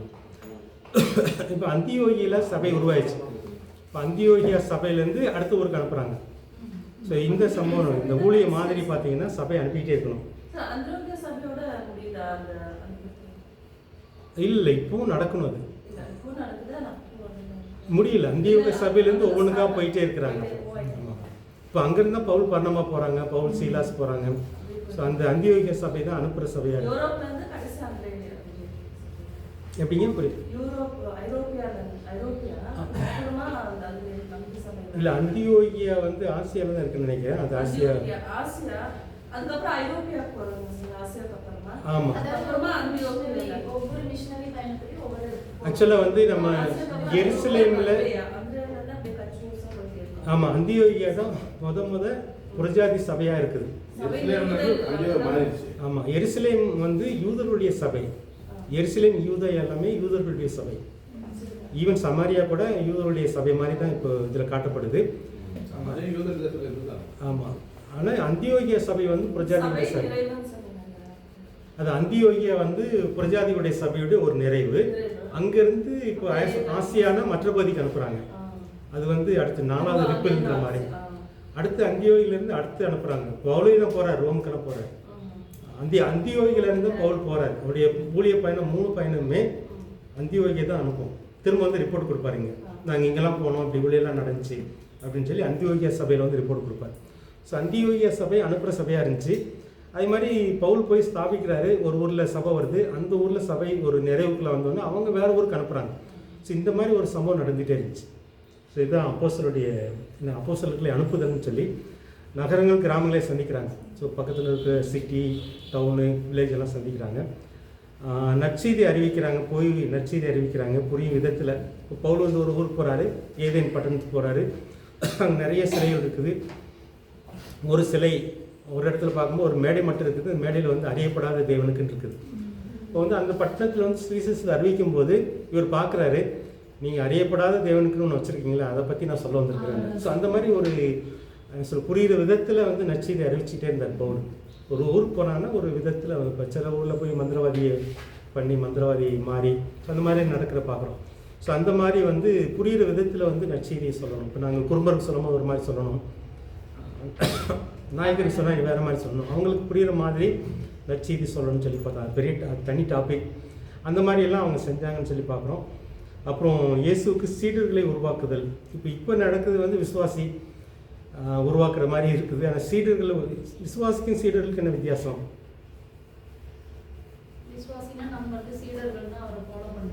ஓகே, இயேசு மாதிரி வாழ்கிறவங்க, அந்த இயேசுடைய உபதேசங்களை பின்பற்றி வாழ்கிறவங்களாக மாற்றுறது. குறிப்பாக நம்ம ஆவிக்குரியவர்கள் தேவ ராஜ்யத்துக்குரியவர்களாக மாற்றணும். இப்போ வந்து ஏன் சபைக்கு ஒரு விசுவாசிகள் இல்லாமல் அப்போல்லாம் பார்த்தீங்கன்னா தேவ ராஜ்யத்துக்குரியவர்களாக மாற்றுறது. சீடர்கள்னால் அந்த தேவ ராஜ்யத்தின் அடிப்படையில் செயல்படுகிறது. ஆவிக்குரியவர்களாக மாற்றுறது. இதில் தான் சந்தேகப்படுறாங்க. ஸோ அவங்க ஃபோக்கஸ் வந்து இப்போ வந்து அந்தியோகிய சபைக்கு விசுவாசி சேர்க்கணும்லாம் இல்லை. இப்போ வந்து சுவிசேஷன் சொல்கிறோம், நீங்கள் இயேசுவை பின்பற்றுதுன்னு சொல்கிறோம். அவங்க சபை இந்த சபைக்கு அந்த சபைக்கு போகணும்லாம் இல்லை, நீங்கள் இயேசுவை பின்பற்றுதுன்னு சொல்கிறோம். அதனால தான் நீங்கள் கூட இப்போ வந்து டேனி சொல்லும்போது இப்போ நீங்கள் வந்து கேன்சர் ஆனு சொன்னீங்க, உடனே நீ இப்போ இந்த சபையில் சேருன்னு சொல்கிறத விட வேதத்தை கொடுத்து வாசிக்க சொல்கிறது, அவங்க முதல்ல வந்து சீசர் ஆக்கிறது.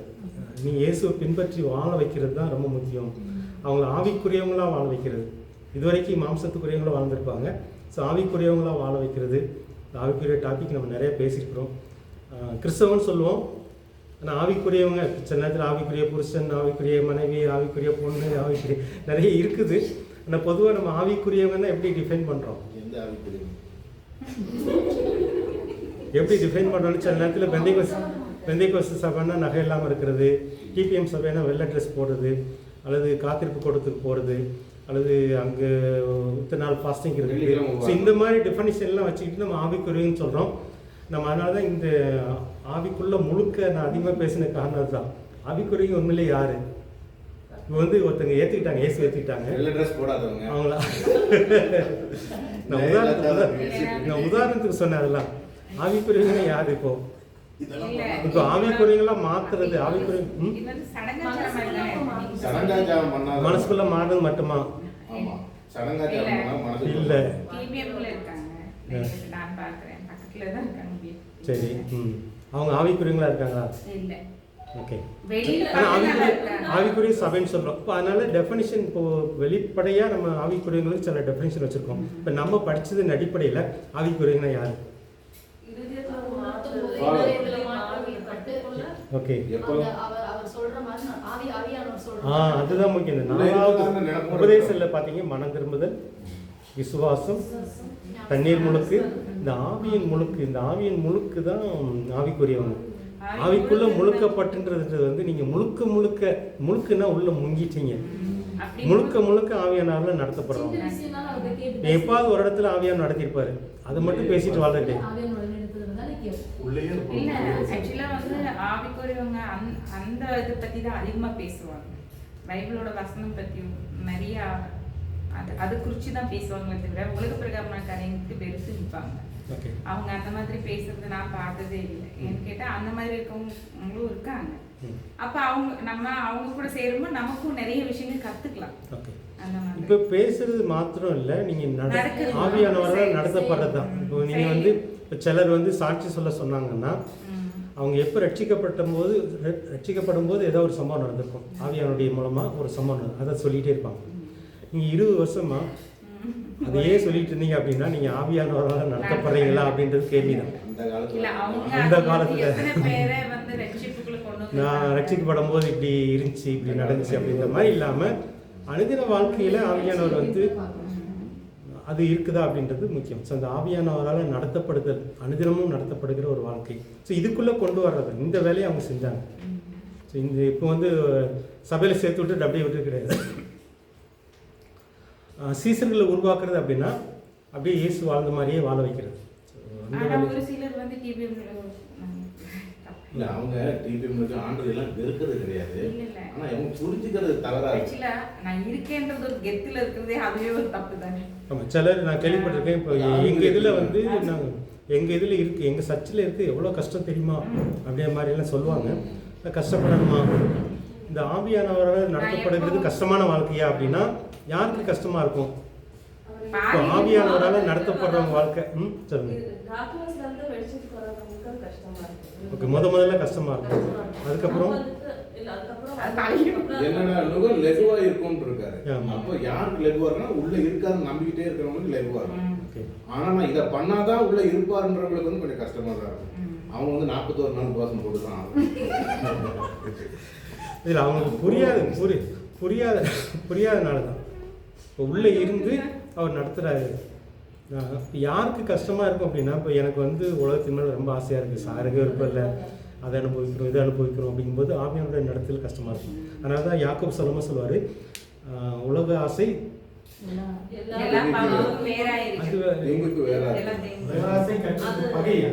தேவனுக்கு பகை. ஸோ இந்த எனிமிட்டி இருந்துகிட்டே இருக்கும். நீங்கள் வந்து உலகத்தை ரொம்ப நேசிங்க அப்படின்னா ஆவியானவரால் நடத்தப்படுறது கஷ்டமாகவே இருக்கும். நீங்கள் உலகத்தை வந்து கொஞ்சமாக நேசிக்கிறீங்க. உலகம்ன்றது என்னன்னு எக்ஸ்பிளைன் பண்ணிருக்கேன். கலர் ட்ரெஸ், பட்டு சாரி, இல்ல பாரு. இப்போ நீங்கள் உலகத்தை நேசிக்கிறதுனா என்ன? இப்போ டேனி சொன்ன மாதிரி உலகத்தை நேசிக்கிறதுனா என்ன? இப்போ தேவனுக்கு விரோதமான பகை வேணும். உலக சிநேகம், உலக சிநேகம், கொலை கொள்ளை சொல்றாங்க. திருட்டு போய் இந்த மாதிரி இருக்க கூடாது. அப்படி எதெல்லாம் இருக்கணும், எதெல்லாம் ஆண்டவரை ஏத்துக்கணும், ஆவியானவர் வழிநடத்தல் நடக்கணும். எதெல்லாம் உலகத்துல வெறுக்கணும், எல்லாத்தையும் டிபெண்ட் பண்ணி தான் வாழ வேண்டியதா இருக்கு. அப்ப பட்டு சாரி கட்டக்கூடாது, சிகப்பு கலர் ஆகாது, அந்த உலகமா அப்ப வந்து கொலை பண்ணிக்கலாம், கொலை பண்ணிக்கலாம். இப்போ வந்து அமெரிக்கால இருக்காங்க, அங்கே வந்து ஜீன்ஸ் பேண்ட்டு ஜெர்கின் தான் போட்டாங்க. சாரி கட்டின எல்லாம் இருக்க முடியாது, ஏன்னா கூடூரில் செத்து போயிடுவாங்க. அப்போ அங்கே உள்ள ஒரு கலாச்சாரம் இருக்குது. அப்போ அந்தந்த உணவு கலாச்சாரம் அந்தந்த நாட்டுக்கு சார்ந்தது தான். இப்போ நம்ம தமிழ் கலாச்சாரத்தை வச்சு அமெரிக்காக்காரன் மிதந்து போயிடும்னு சொல்லிடலாமா? அங்கே வந்து டிஷர்ட் போட்டு ஜாக் போட்டால் தான் அவங்களுக்கு கம்ஃபர்டபுளாக இருக்கும். அப்போ இது வந்து நம்ம மெச்சூரிட்டி லெவல் தானே. அப்போ எது உலகம் அப்படின்றது வந்து அந்தந்த மொழிக்கு அந்தந்த கலாச்சாரத்துக்கு தகுந்த மாதிரி நம்ம வடிவம். வேதத்தின் அடிப்படை இப்போ கலாச்சாரத்துக்குள்ள போவேன்னா வேதத்தின் அடிப்படையில் எது உலக சிநேகம்? வேதத்தின் அடிப்படையில் கொலை செய்யறது இதெல்லாம் என்ன சொல்லுவாங்க? இப்போ தண்ணி அடிக்கிறது, கொலை செய்யறது என்னன்னா உங்களுக்கு இருக்கிற பாவ சுபாவத்தின் தகுதியான வஸ்திரம் வெளிப்பாடு. இப்போ தண்ணி அடிக்கிறது, கொலை செய்யறதுலாம் பார்த்தீங்கன்னா உங்களுக்குள்ள இருக்கிற பாவத்தின் வெளிப்பாடுன்னு சொல்லுவாங்க. அதுக்கு ரூட் காசு. அதனால ஏசு அதை ரூட்டை டீல் பண்ணுறாரு. இப்போ ரூட்டுன்னா நீங்கள் எது சொல்லுவீங்க? உலக சிநேகம் ரூட்டு. இப்போ ரூட்டுக்குள்ளே போகணும் நீங்கள்.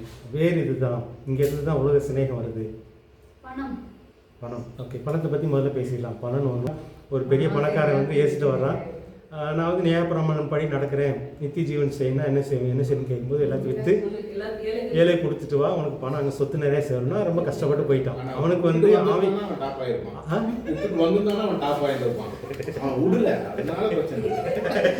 ஓகே, இப்போ அவனுக்கு ரொம்ப கஷ்டமாக இருந்துச்சு. இப்போ நமக்கு எது கஷ்டமா இருக்குது நம்ம ஆண்டவர் ஒன்றை விட சொல்றாரு. அவங்களே கற்பனை பண்ணிடுறாங்க. இப்போ பணம் போது இப்போ நமக்கு இருக்கிறப்ப இப்போ நம்மளை வந்து வித்துட்டு வரலாம் சொல்லலாம் ஆண்டவர் எல்லாத்தையும். நமக்கு வந்து எதை விடுறது கஷ்டமா இருக்குது. எனக்கு ட்ரெஸ் இல்ல, அதெல்லாம் அப்படிதான் இல்ல. ஆண்டவர் என்ன சொல்றாருன்னா, உலகம் ட்ரெஸ் வந்து மாடரேட்டா ட்ரெஸ் பண்ணணும்னு சொல்லியிருக்கிறாரு. அது மேல சின்ன ட்ரெஸ் எக்ஸாம்பிளுக்கு சொல்றேன் இப்போ உங்களை வந்து சரி, நல்ல dress தான் இன்கேஸ் வந்து இயேசு உங்களுடைய தரிசனத்தில் வர்றாரு, சகோதரியே இனிமே நீ வெள்ளை ட்ரெஸ் மட்டும் போடுன்னு சொல்றாரு, என்ன சொல்றீங்க நீங்க? ஏத்துக்குதான் ஏத்து கஷ்டமா இருக்கும், கஷ்டமா இருக்கும், ஆனா ஏத்துக்கிறேன்னு சொல்றாங்க பாருங்க. இதுதான் இப்ப தனிப்பட்ட வாழ்க்கையில வந்து உங்களுக்கும் தேவனுக்கும் ஒரு உறவு இருக்கும்போது இவர் பேசிட்டே இருப்பாரு. ஏன் சொல்றாருன்ற அதுக்கும் சொல்லிடுங்க. ஏன் வெள்ளை ட்ரெஸ் போட சொல்றாரு? அது அவங்ககிட்ட பேசும்போது சொல்றாரு. ஒருவேளை நம்ம வந்து அப்படி ஒரு கான்ஸ்டிடியூன்ஸா நீங்க ஒரு இதனால தான் மாதிரி இருந்தீங்கன்னா அவர் சொல்லலாம் சரின்னு. ஆனா எனக்கு தெரிஞ்சு ஜீசஸ் அப்படி சொல்ல செல்ஃப் கலர் அவர் தான் படைச்சாரு, நீல கலர் அவர் தான் படைச்சாரு. இதைத்தான் நம்ம என்ன சொல்றோம்னா, இது வந்து உபதேசமாக்காம நீங்க வந்து தனிப்பட்ட வாழ்க்கையில ஆண்டவர் உங்கள்கிட்ட என்ன சொல்றாரு ரொம்ப ரொம்ப முக்கியம். இப்ப எனக்கு ஒரு காலகட்டத்துல வந்து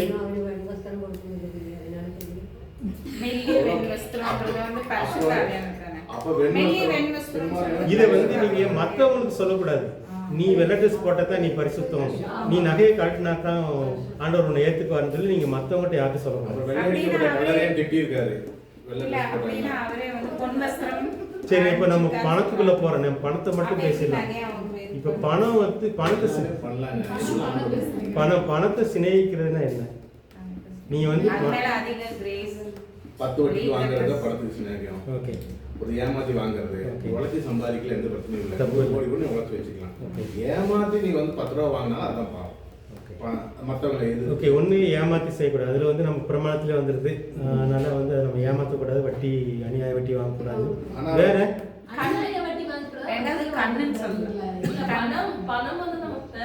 இந்த வட்டி வந்து அடுத்த விசேஷம். இப்போ வந்து வட்டி வாங்கக்கூடாது, சகோதரன் வாங்கக்கூடாது இருக்குது, அண்ணன் தம்பிக்குள்ளே வாங்கக்கூடாது இருக்குது. அவங்க யூதருக்குள்ளே மட்டும் வாங்க மாட்டாங்க. இஸ்ரேல் மக்களை பார்த்தீங்கன்னா அவங்க வந்து அந்த வட்டி வந்து மற்றவங்கள்ட்ட வாங்குவாங்க. நிறைய அவங்க பேங்க் வச்சு தான் நிறைய சம்பாதிச்சாங்க இஸ்ரேல் மக்கள். அவங்க வந்து இஸ்ரேல் மக்களுக்குள்ள மட்டும் வட்டி வாங்கக்கூடாது, மற்றவங்கள்ட்ட வாங்கலான்ற மாதிரி அந்த உபதேசம் கொண்டு போனாங்க. இங்கேயுமே நீங்கள் வந்து ஆண்டோட்ட கேட்குறது நல்லது. அநியாய வட்டியா இப்போ பேங்க்ல ஒரு பணத்தை கதை சொல்லிடுறாரு, இதுக்கு நான் வட்டிக்காரனை கொடுத்தா எனக்கு அதனால தான் நம்ம பேசுறது. இப்போ வந்து நியாயமான வட்டின்னு இருக்குது. இப்போ வந்து நீங்கள் பேங்க்ல போட்டிங்கன்னா, போஸ்ட் ஆஃபீஸில் போட்டிங்கன்னா உங்களுக்கு ஒரு வட்டி கிடைக்கும். இப்போ வந்து ஒருத்தங்க வந்து 10 பைசா வட்டிக்கு வாங்குறாங்க வெளியில், நான் வந்து 1 பைசா வட்டி கொடுக்குறேன், இது வந்து தப்பு கிடையாது. அதனால இந்த விஷயங்கள் இப்போ வந்து ஒருவேளை கிரீடி ஆகி நீ வந்து அடுத்த 2 பைசா கொடு, 3 பைசா கொடு, அந்த மாதிரிலாம் போகுது. இங்கே தான் உலக சிநேகம் போகுது. இப்போ வந்து சேர்க்க வந்து திருப்தி இல்லை. இப்போ வந்து பணம் நான் சேர்க்குறேன், எனக்கு வந்து என் பிள்ளைக்கு வந்து கல்யாணத்துக்கு நான் 10 லட்ச ரூபா சேர்க்கணும், என் பிள்ளைக்கு வந்து ஒரு படிப்புக்கு வந்து ஒரு 5 லட்ச ரூபா சேர்க்கணும். இதை நான் சேர்க்குறதுலாம் தப்பு கிடையாது. உலகத்தின் தேவை இருக்குது எனக்கு, ஸோ அதை நான் சேர்க்குறேன். ஸோ ஒருவேளை நான் ரிட்டையர்ட் ஆனால் எனக்கு வந்து அதுக்கப்புறம் ஒரு 70 வயசுக்கு மேலே வேலை செய்ய முடியாது, ஒரு இன்கம் வேணும், அதுக்காக நான் சேர்க்குறேன். ஸோ இதெல்லாம் வந்து உலக சிநேகம் சொன்னாங்க. பிள்ளைகள் ஆஸ்தியை சேர்த்து வைக்கிறேன், இதெல்லாம் உலக சிநேகம் கிடையாது. ஒருவேளை நீங்கள் திருப்தி இல்லாமல் சேர்த்துட்டே இருக்கிறீங்க, எவ்வளோ இன்னும் திருப்தி இல்லை. என்ன இருந்தாலும் ஒரு பேங்க்ல வந்து ஒரு கோடி ரூபாய் இருக்குது, இருந்தாலும் திருப்தி இல்லை, ஒரு 10 போதுமன்ற மனம் இல்லாமல். ஸோ இதுதான் பண விஷயத்துல என்னது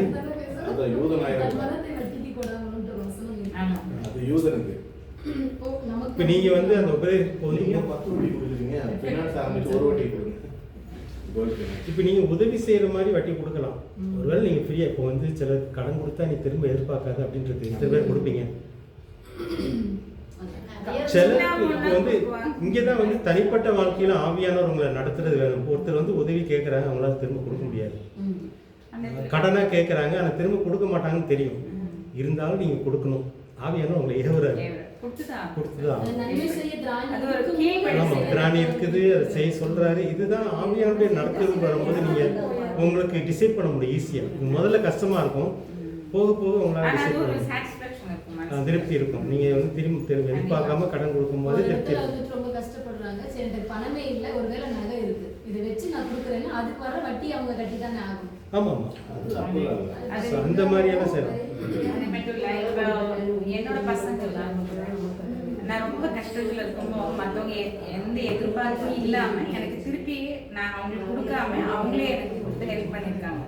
அந்த இடத்துலலாம் வந்து இன்றைக்கும் நான் வந்து அவங்களுக்கு எனக்கு உதவி செய்கிற ஒரு ரூபா உதவி செஞ்சவங்களுக்கு கூட நான் நன்றி சொல்லி அவங்களுக்காக நம்ம ஜெபிக்கிறோம். அப்போ ஆனால் அவங்க எந்த கைமாறி என்கிட்ட எதிர்பார்க்கல. ஏன்னா அந்த சுச்சுவேஷனில் இருக்கணும். அப்போது எனக்கு எந்த இதுவும் இல்லை. ஆனால் ப்ரேயரில் தான் வச்சுருந்தேன். ஆனால் ஆண்டவர் அவங்க மூலமாக எனக்கு வந்து ஆசீர்வாதம். அப்போ அதே போல தான் நம்மளும் செய்யணுன்றதுக்காக ஒரு உந்துதல் தானே அதெல்லாம். இப்போ தான தர்மத்தை பற்றி இயேசு தனியாக ஒரு டாப்பிக்கே பேசியிருக்கிறார், தான தர்மம். இப்போ நீங்கள் தான தர்மம் பண்ணும்போது இன்னொருத்தருக்கு தெரியாமல் நீங்கள் ஒருத்தருக்கு உதவி பண்ணுறீங்க, அதுக்குரிய பலன் வந்து அங்கேருந்து கிடைக்குன்றாரு. அதனால் நீங்கள் இந்த மாதிரி வட்டி வாங்காமல் கொடுக்கறது, கடன் எதிர்பார்க்காம திரும்ப எதிர்பார்க்காம கொடுக்கறதுக்கெல்லாம் பலன் வந்து தேவன்கிட்ட வந்துகிட்டே இருக்கும். அது வேற விஷயம். ஆனால் நீங்கள் வந்து இப்போ வந்து குறைஞ்ச வட்டி கொடுக்குறீங்க, சின்ன உதவி செய்கிறீங்க, எதிர்பார்த்து கொடுக்குறீங்க அப்படின்னா அதுக்குரிய பலன் எங்கே முடிஞ்சிடும். இதுல வித்தியாசத்துன்னு அந்த தான தர்மத்துல வித்தியாசங்கள் இருக்குது. ஏன்னா நம்ம இதுல போகாத இருந்துட்டீங்கன்னா அடுத்து உங்க பசங்களை பேங்க் தொடங்கிடுவாங்க. பேங்க் மேனேஜர் ஆகக்கூடாது, சிலவங்க டாக்டர் ஆக படிக்க வைக்கக்கூடாது, மருந்து சாப்பிடாதவங்க டாக்டர் ஆகக்கூடாது, சிபிஎம் சர்ச்சில் சொல்லிடணும். அந்த வேணா பசங்க டாக்டர் படிக்கிறாங்க, அவங்க மருந்து சாப்பிட்றதுங்க, பேங்க் மேனேஜர் ஆகிறாங்க. ஓகே, பணத்தை பத்தி பண ஆசை எல்லாத்தையும் வேற. அப்போ நமக்கு வந்து இதுல வந்து நம்ம தெரிஞ்சுக்க வேண்டியதுதான், ஒரு திருப்தி இல்லாமல் நம்ம தேடிக்கிட்டே இருக்கிறோம் பணத்தை. ஒரு ஆண்டவர் கொடுக்கறது அனுபவிக்காம வேற மாதிரியெல்லாம் போயிட்டுருக்கோம் அப்படின்னா நம்ம இங்கே உலக சிநேகத்தில் தான் இருக்கிறோம். உலக மக்களை மாதிரியே பணத்தை தேடுறது, உலக மக்கள் மாதிரியே பணத்தை சேர்க்கறது, அவங்களுக்கும் நமக்கு வித்தியாசம் இருக்குதான்னு பார்க்கணும். சில நேரத்தில் வந்து அவங்க கடன் கொடுக்கும்போது எப்படி கொடுக்குறாங்க, அவங்க வாழ்க்கை வட்டி கொடுக்குறது எப்படி கொடுக்குறாங்க, நம்ம அதுக்கு வித்தியாசம் இருக்குதான்னு நீங்கள் பார்த்தீங்கன்னா உங்களால் புரிஞ்சுக்க முடியும். ஸோ ஆவியான நம்மளை வந்து நடத்துகிற விதம் வித்தியாசமாக இருக்கும். பணத்தில் நம்ம வந்து கை மாறி எதிர்பாராமல் கொடுக்கும்போது ஆண்டவர்கிட்ட நம்ம நிறைய பெறுவோம். அவர் வந்து நிறைய கொடுத்துட்டே இருப்பார். பணத்தை பொறுத்தவரையில் வந்து நீங்கள் உங்களுக்கு பெருக்க வேணும் அப்படின்னா ஆண்டவர் கொடுத்ததுக்கு முதல் பங்கு எடுத்து ஆண்டவருக்குன்னு வச்சிடணும். அது எப்படி கொடுக்குறீங்களோ வேறு கொடுத்துக்கலாம். ஆண்டவங்களை நடத்துகிற மாதிரி இப்போ வந்து 1000 ரூபாய்னா 100 ரூபாய் 200 ரூபாய் எடுத்து வச்சுட்டு இது ஆண்டவர் எனக்கு கொடுத்த 1000 ரூபாயில் இது முதல் பங்கு, முதல் கனி அவருக்கு. ஏன் வட்டி வாங்கக்கூடாது? வட்டி நமக்கு என்ன சொல்லிருக்காங்கன்னா நீ கடன் வாங்காத, நீங்க வட்டியில எடுத்து வச்சீங்கன்னா நீ திருப்பதி உண்டில போடுற மாதிரி ஒரு வட்டிகளே போகக்கூடாது. நம்ம வந்து ஒரு உதவிக்காக வேணா இப்போ நான் வந்து என் பொண்ணுக்காக சேர்க்கிற பணத்தை இன்னொருத்தங்களுக்கு உதவி பண்றேன். அவன் வந்து 10 பைசா வட்டி வாங்கினான், ஆனால் 1 பைசா வட்டி கொடுத்தா அவனுக்கு 9 பைசா மிச்சம். அந்த மாதிரி கொடுக்கறது தான் வட்டி. மற்றபடி நீங்க வந்து அநியாயத்துக்கு போனீங்க அப்படின்னா, பேங்க் வட்டிக்கு மேல போனீங்க அப்படின்னா கஷ்டம் தான். நீங்க வந்து 1 லட்சம் ரூபா உங்க சேவிங்ஸ்ல கொடுத்துட்டீங்க, நான் 2-3 வருஷம் யூஸ் பண்ணிட்டு இது உங்களுக்கு பேங்க்ல போட்டிருந்தா எவ்வளவு வருமோ அப்படின்னு உங்களுக்கு நான் திருப்பி கொடுத்தா அது ஒரு உங்களுக்கு நீங்க அந்த இதுல வந்து ஆண்டவர் எனக்கு ஏதாவது செய்வார்னு நினைக்கவே முடியாது. நீங்க வந்து கைமாறி எதிர்பார்ப்பு திரும்ப கொடுப்பாங்கன்னு எதிர்பார்ப்பு இல்லாம நீங்க கொடுத்தா தான் ஆண்டருடைய இதுக்கு இருக்கும். நாங்க நல்லா இருக்கும்போது வட்டிக்கெல்லாம் கொடுப்போம். ஆனா நாங்க அப்புறம் எங்களுக்கு உணர்த்தப்பட்ட பின்னால அதுல வேண்டாம். ஆனா நீங்க ஃபினான்ஸ் பண்ற பேங்க்ல லைசென்ஸ் வாங்கி ஃபினான்ஸ் ஸ்கீம் சொல்லி ஒரு டைம் இருக்கு, அதுல வந்து நீங்க 1 ரூபாய் 20 பைசாக்கு வாங்கவே முடியாது. அந்த டைம்ஸ்க்குள்ள நீங்க பேங்க் நடத்திட்டீங்கன்னா ஓகே. அப்படி பார்த்தா நம்ம மேனேஜர் ஆகக்கூடாது, மேனேஜருக்கு சம்பளம் எப்படி வருது, வட்டி ரெண்டா வருது. அப்போ இந்த டைம்ஸ்க்குள்ள கவர்மெண்ட் ரூல் படி நம்ம நியாயமா செய்யறதுல தப்பு கிடையாது. ஆனா அநியாயங்கள் 10 வட்டி 8 வட்டி அதெல்லாம் வாங்குறது அது ஓகே. அது அவங்க இப்போ நம்ம ஒருத்தருக்கு உதவி செய்யறோம் இல்லைங்களா, அது வந்து ஒருத்தருக்கு தெரியாம செய்யணும்னு அந்த காலத்துல வலதுகை செய்யறது இடதுகைக்கு தெரியக்கூடாதுன்னு ஆண்டவர் சொல்லியிருக்கிறாரு. அப்படி செஞ்சுதாங்க நிறைய பணத்தை இழந்து இப்போ கூட ஒருத்தருக்கு செய்ய தக்கவர்கள் அவங்க ஒரு சர்ச் நம்பர் வந்து காலில் விழுங்குறாங்க, கெஞ்சுறாங்க, அப்படியெல்லாம் செஞ்சு இப்ப என்னன்னு கேட்கற, நீ செஞ்சது யாருக்கு தெரியும், நீ கையில ஊத்தியா காலில் ஊத்தியா, நீ யாருக்கிட்ட கேட்ட, அப்படி எல்லாம் நீங்க இல்ல நீங்க திரும்ப வரணும்னு எதிர்பார்த்து செஞ்சீங்களா இல்ல வேற எதிர்பார்த்துதாங்க. இப்ப எதிர்பார்த்தீங்க அப்படின்னா சாட்சி வேணும். உதவி 2 இருக்குது. திருப்பி வருங்கிறது அந்த கஷ்டத்தை உதவி செய்யறோம், நம்மகிட்ட இல்ல உதவி செய்யறோம், திருப்பி தந்துருவாங்க. சிலது கேட்கறாங்க, சரி நீ வச்சுக்கோ. அதுதான் நீங்க எதிர்பார்த்து இல்லையா, நீங்க எதிர்பார்க்காம செஞ்சீங்க அப்படின்னா அதுக்குரிய பலன் ஆண்டவர் கொடுப்பாரு.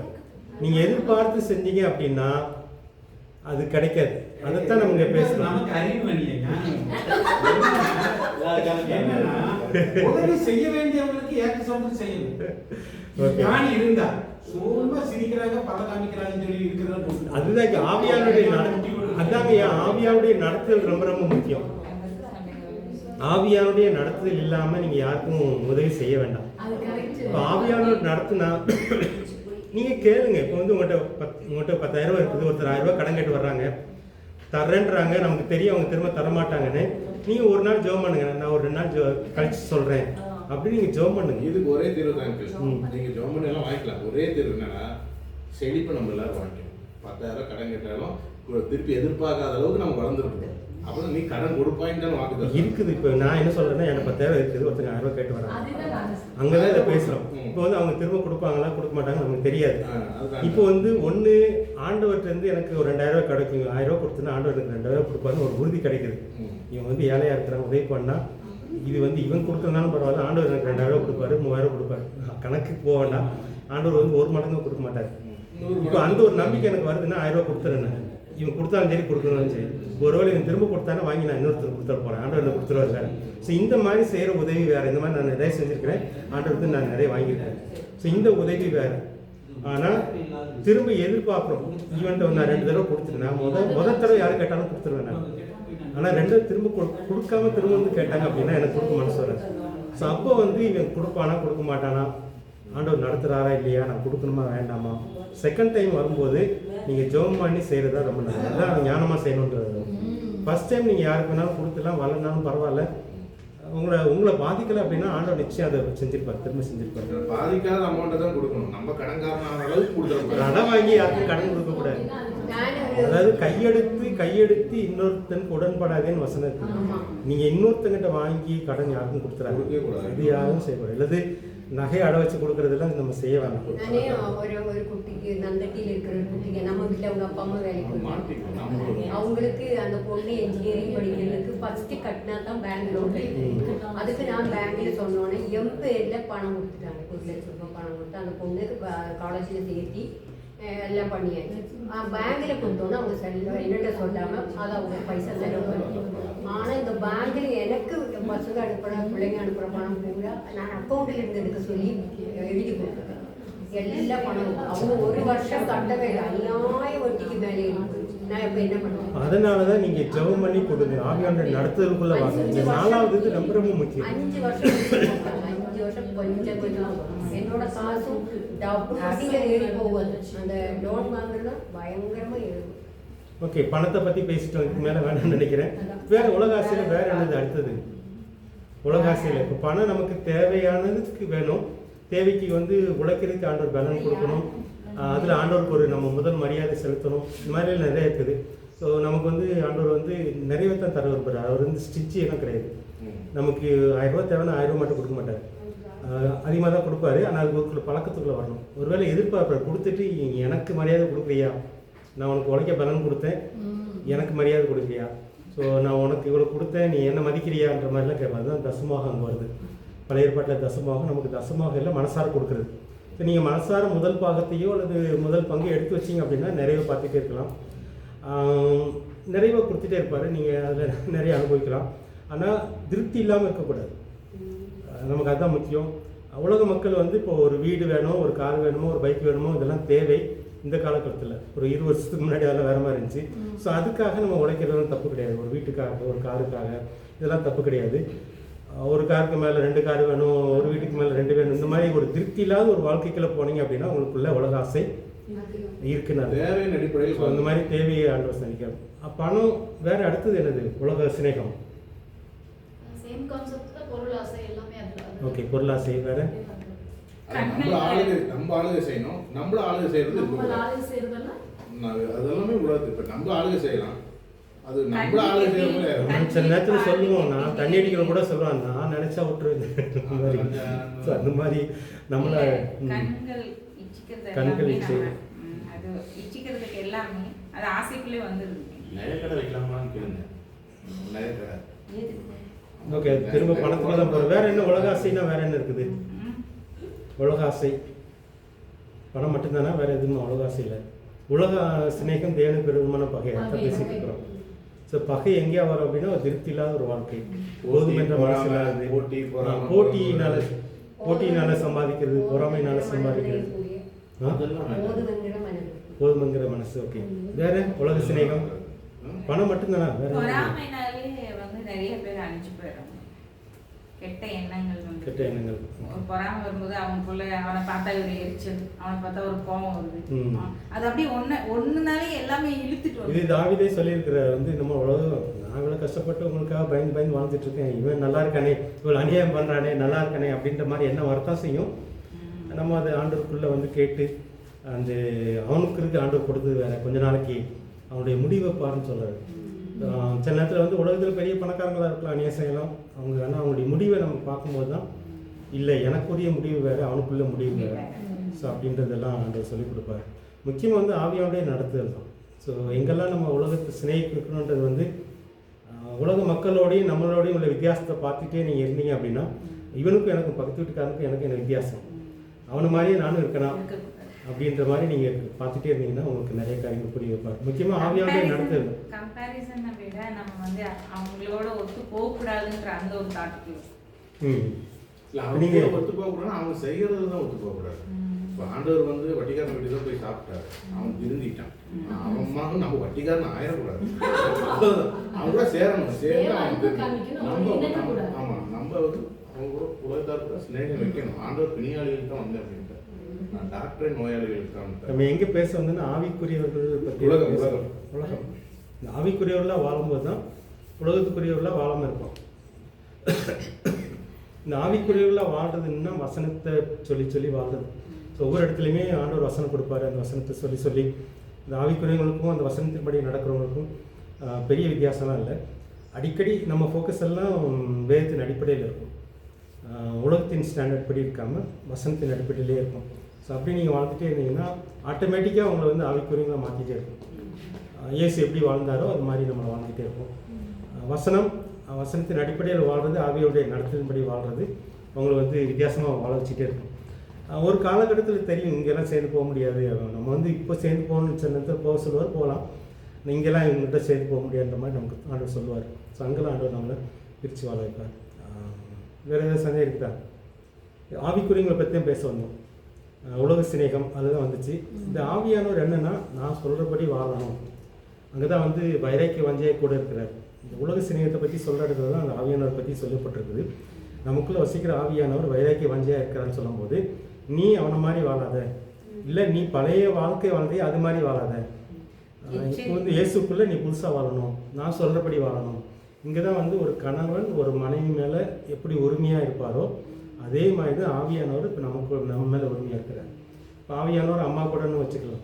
ஸோ எப்படி அம்மா பிள்ளைன்ற மாதிரி இருப்பாங்களோ, ஒரு பிள்ளை அம்மா பிள்ளையாக இருக்கும்ன்றல அந்த மாதிரியெல்லாம் நீங்கள் நினச்சிக்கலாம்.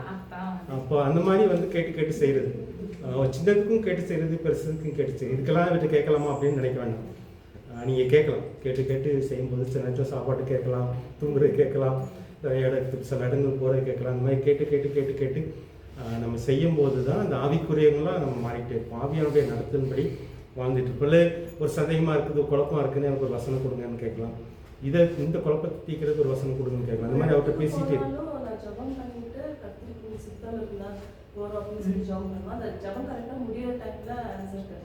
கிடைச்சோம் வேண்டாமா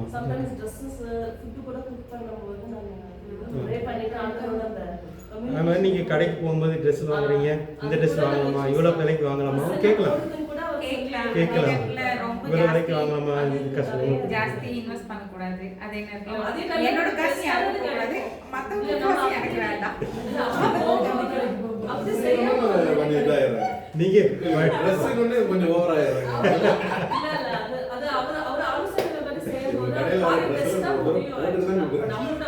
இந்த உலக சிநேகத்தையும் இந்த ஆவியும் சிநேகத்தையும் நீங்க பிரிச்சு பார்க்கறது எல்லா இடத்துலையும் பார்க்கணும். இது வந்து ஏன் ஆசையா, ஆவியானுடைய ஆசையா? இது எனக்கு வாங்குறது தகுதி கொடுத்துருக்கிறாரு, இருந்தாலும் கொடுத்த தகுதி அவரோட தான். அந்த வரை இந்த இவ்வளவு விலைக்கு வாங்கலாமா வேண்டாமா கேட்டு செய்யலாம்.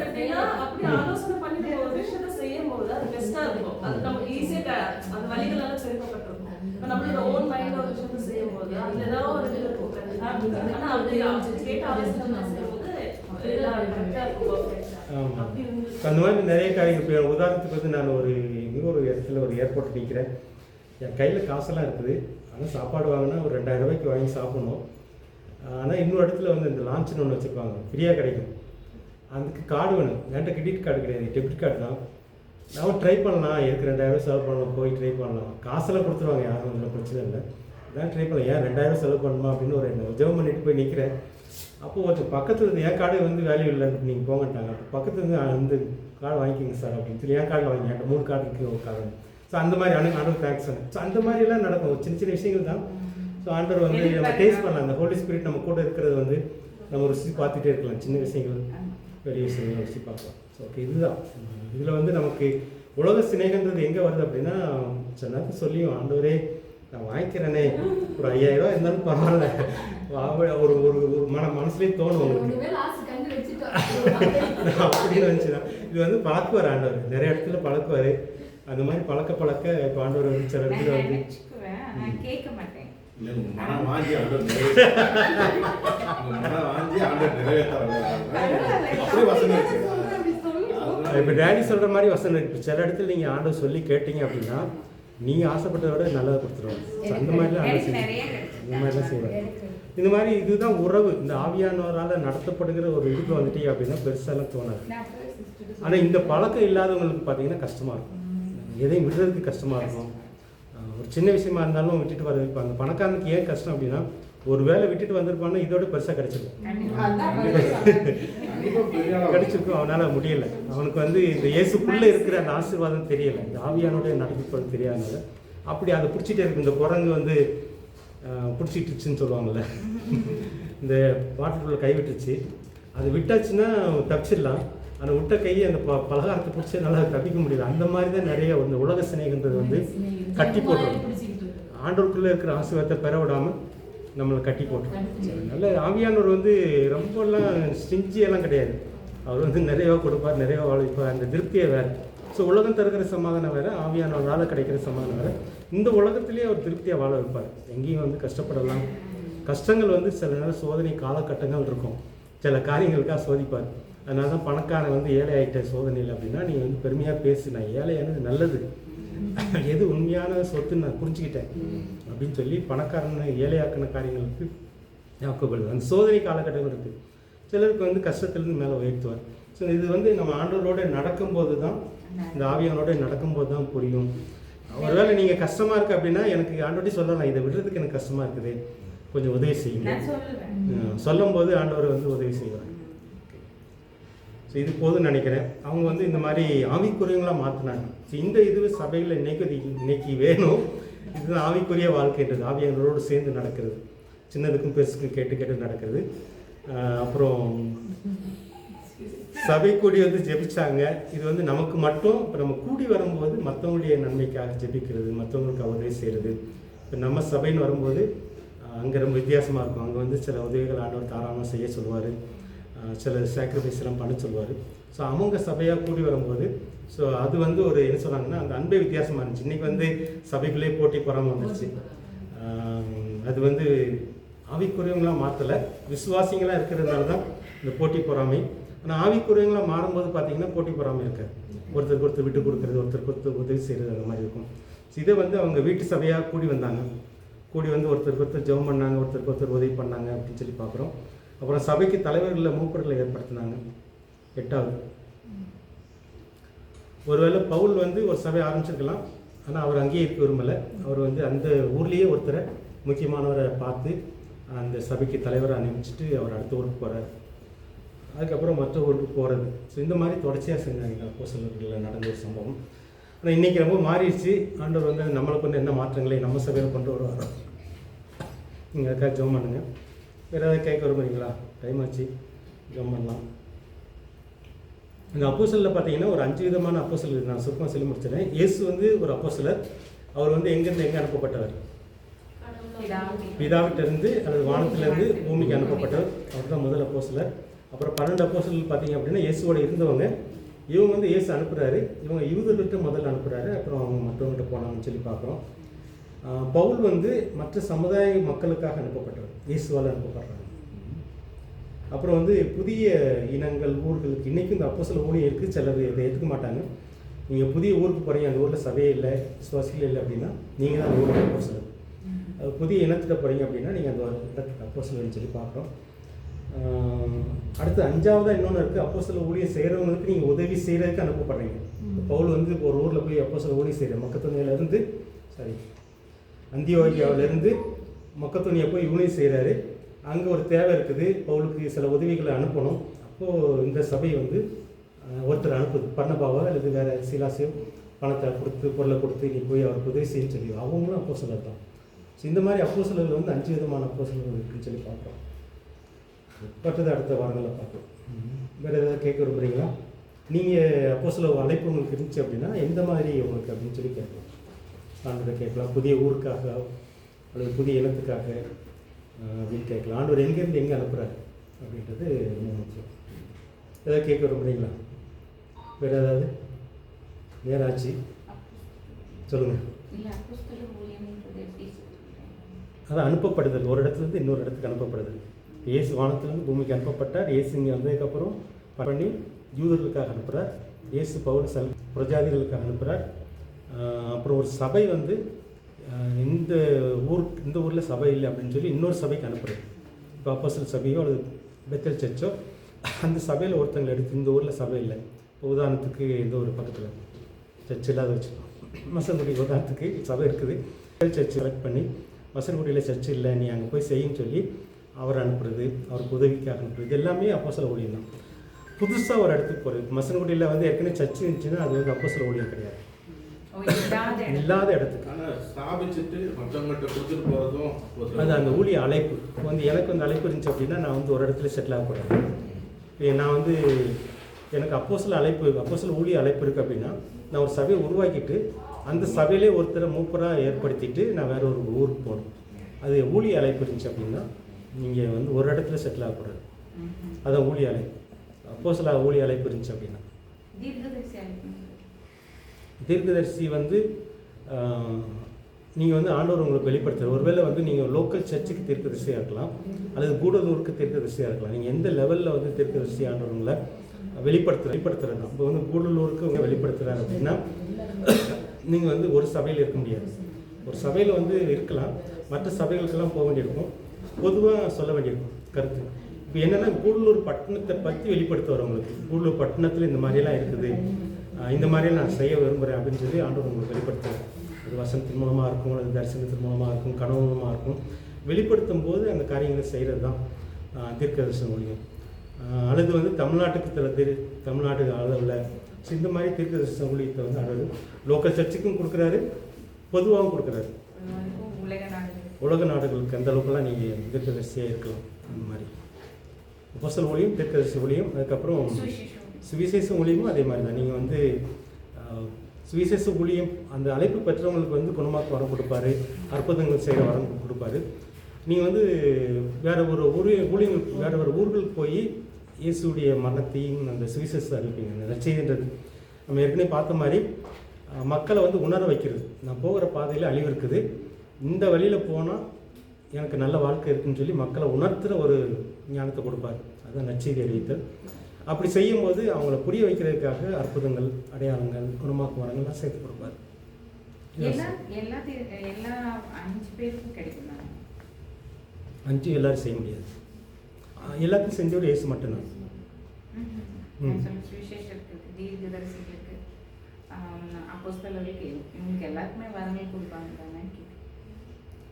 அதான் அப்போஸ்தல ஊழிய வரம் வேற, இல்ல வரங்கள் வேற. சரி,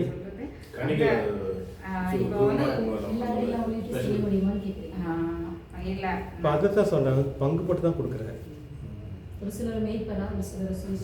மேய்ப்பருக்கும் போதகருக்கும் சேர்ந்து கிடைக்கலாம்.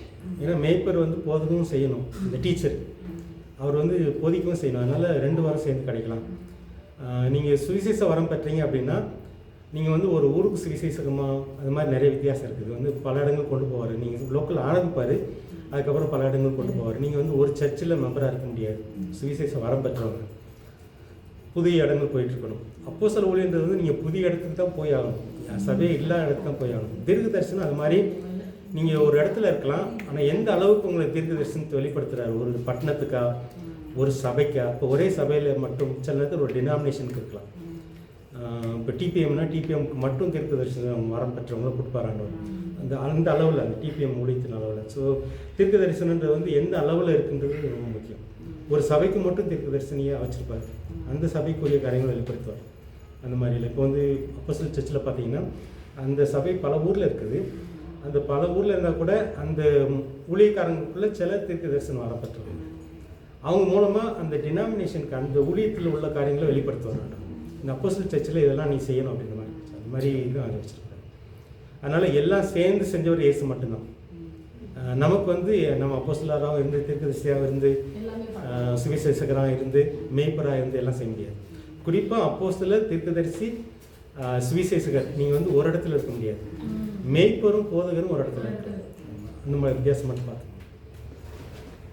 ஓகே, வேறு ஏதாவது கேட்க விரும்புகிறீங்களா? டைம் ஆயிடுச்சு, இருந்தாலும் நம்ம பேசலாம், எனக்கு பிரச்சனை இல்லை, பிடிச்சிடலாம். ஜெபம் பண்ணலாமா? அக்கா ஜெபம் பண்ணுறீங்க?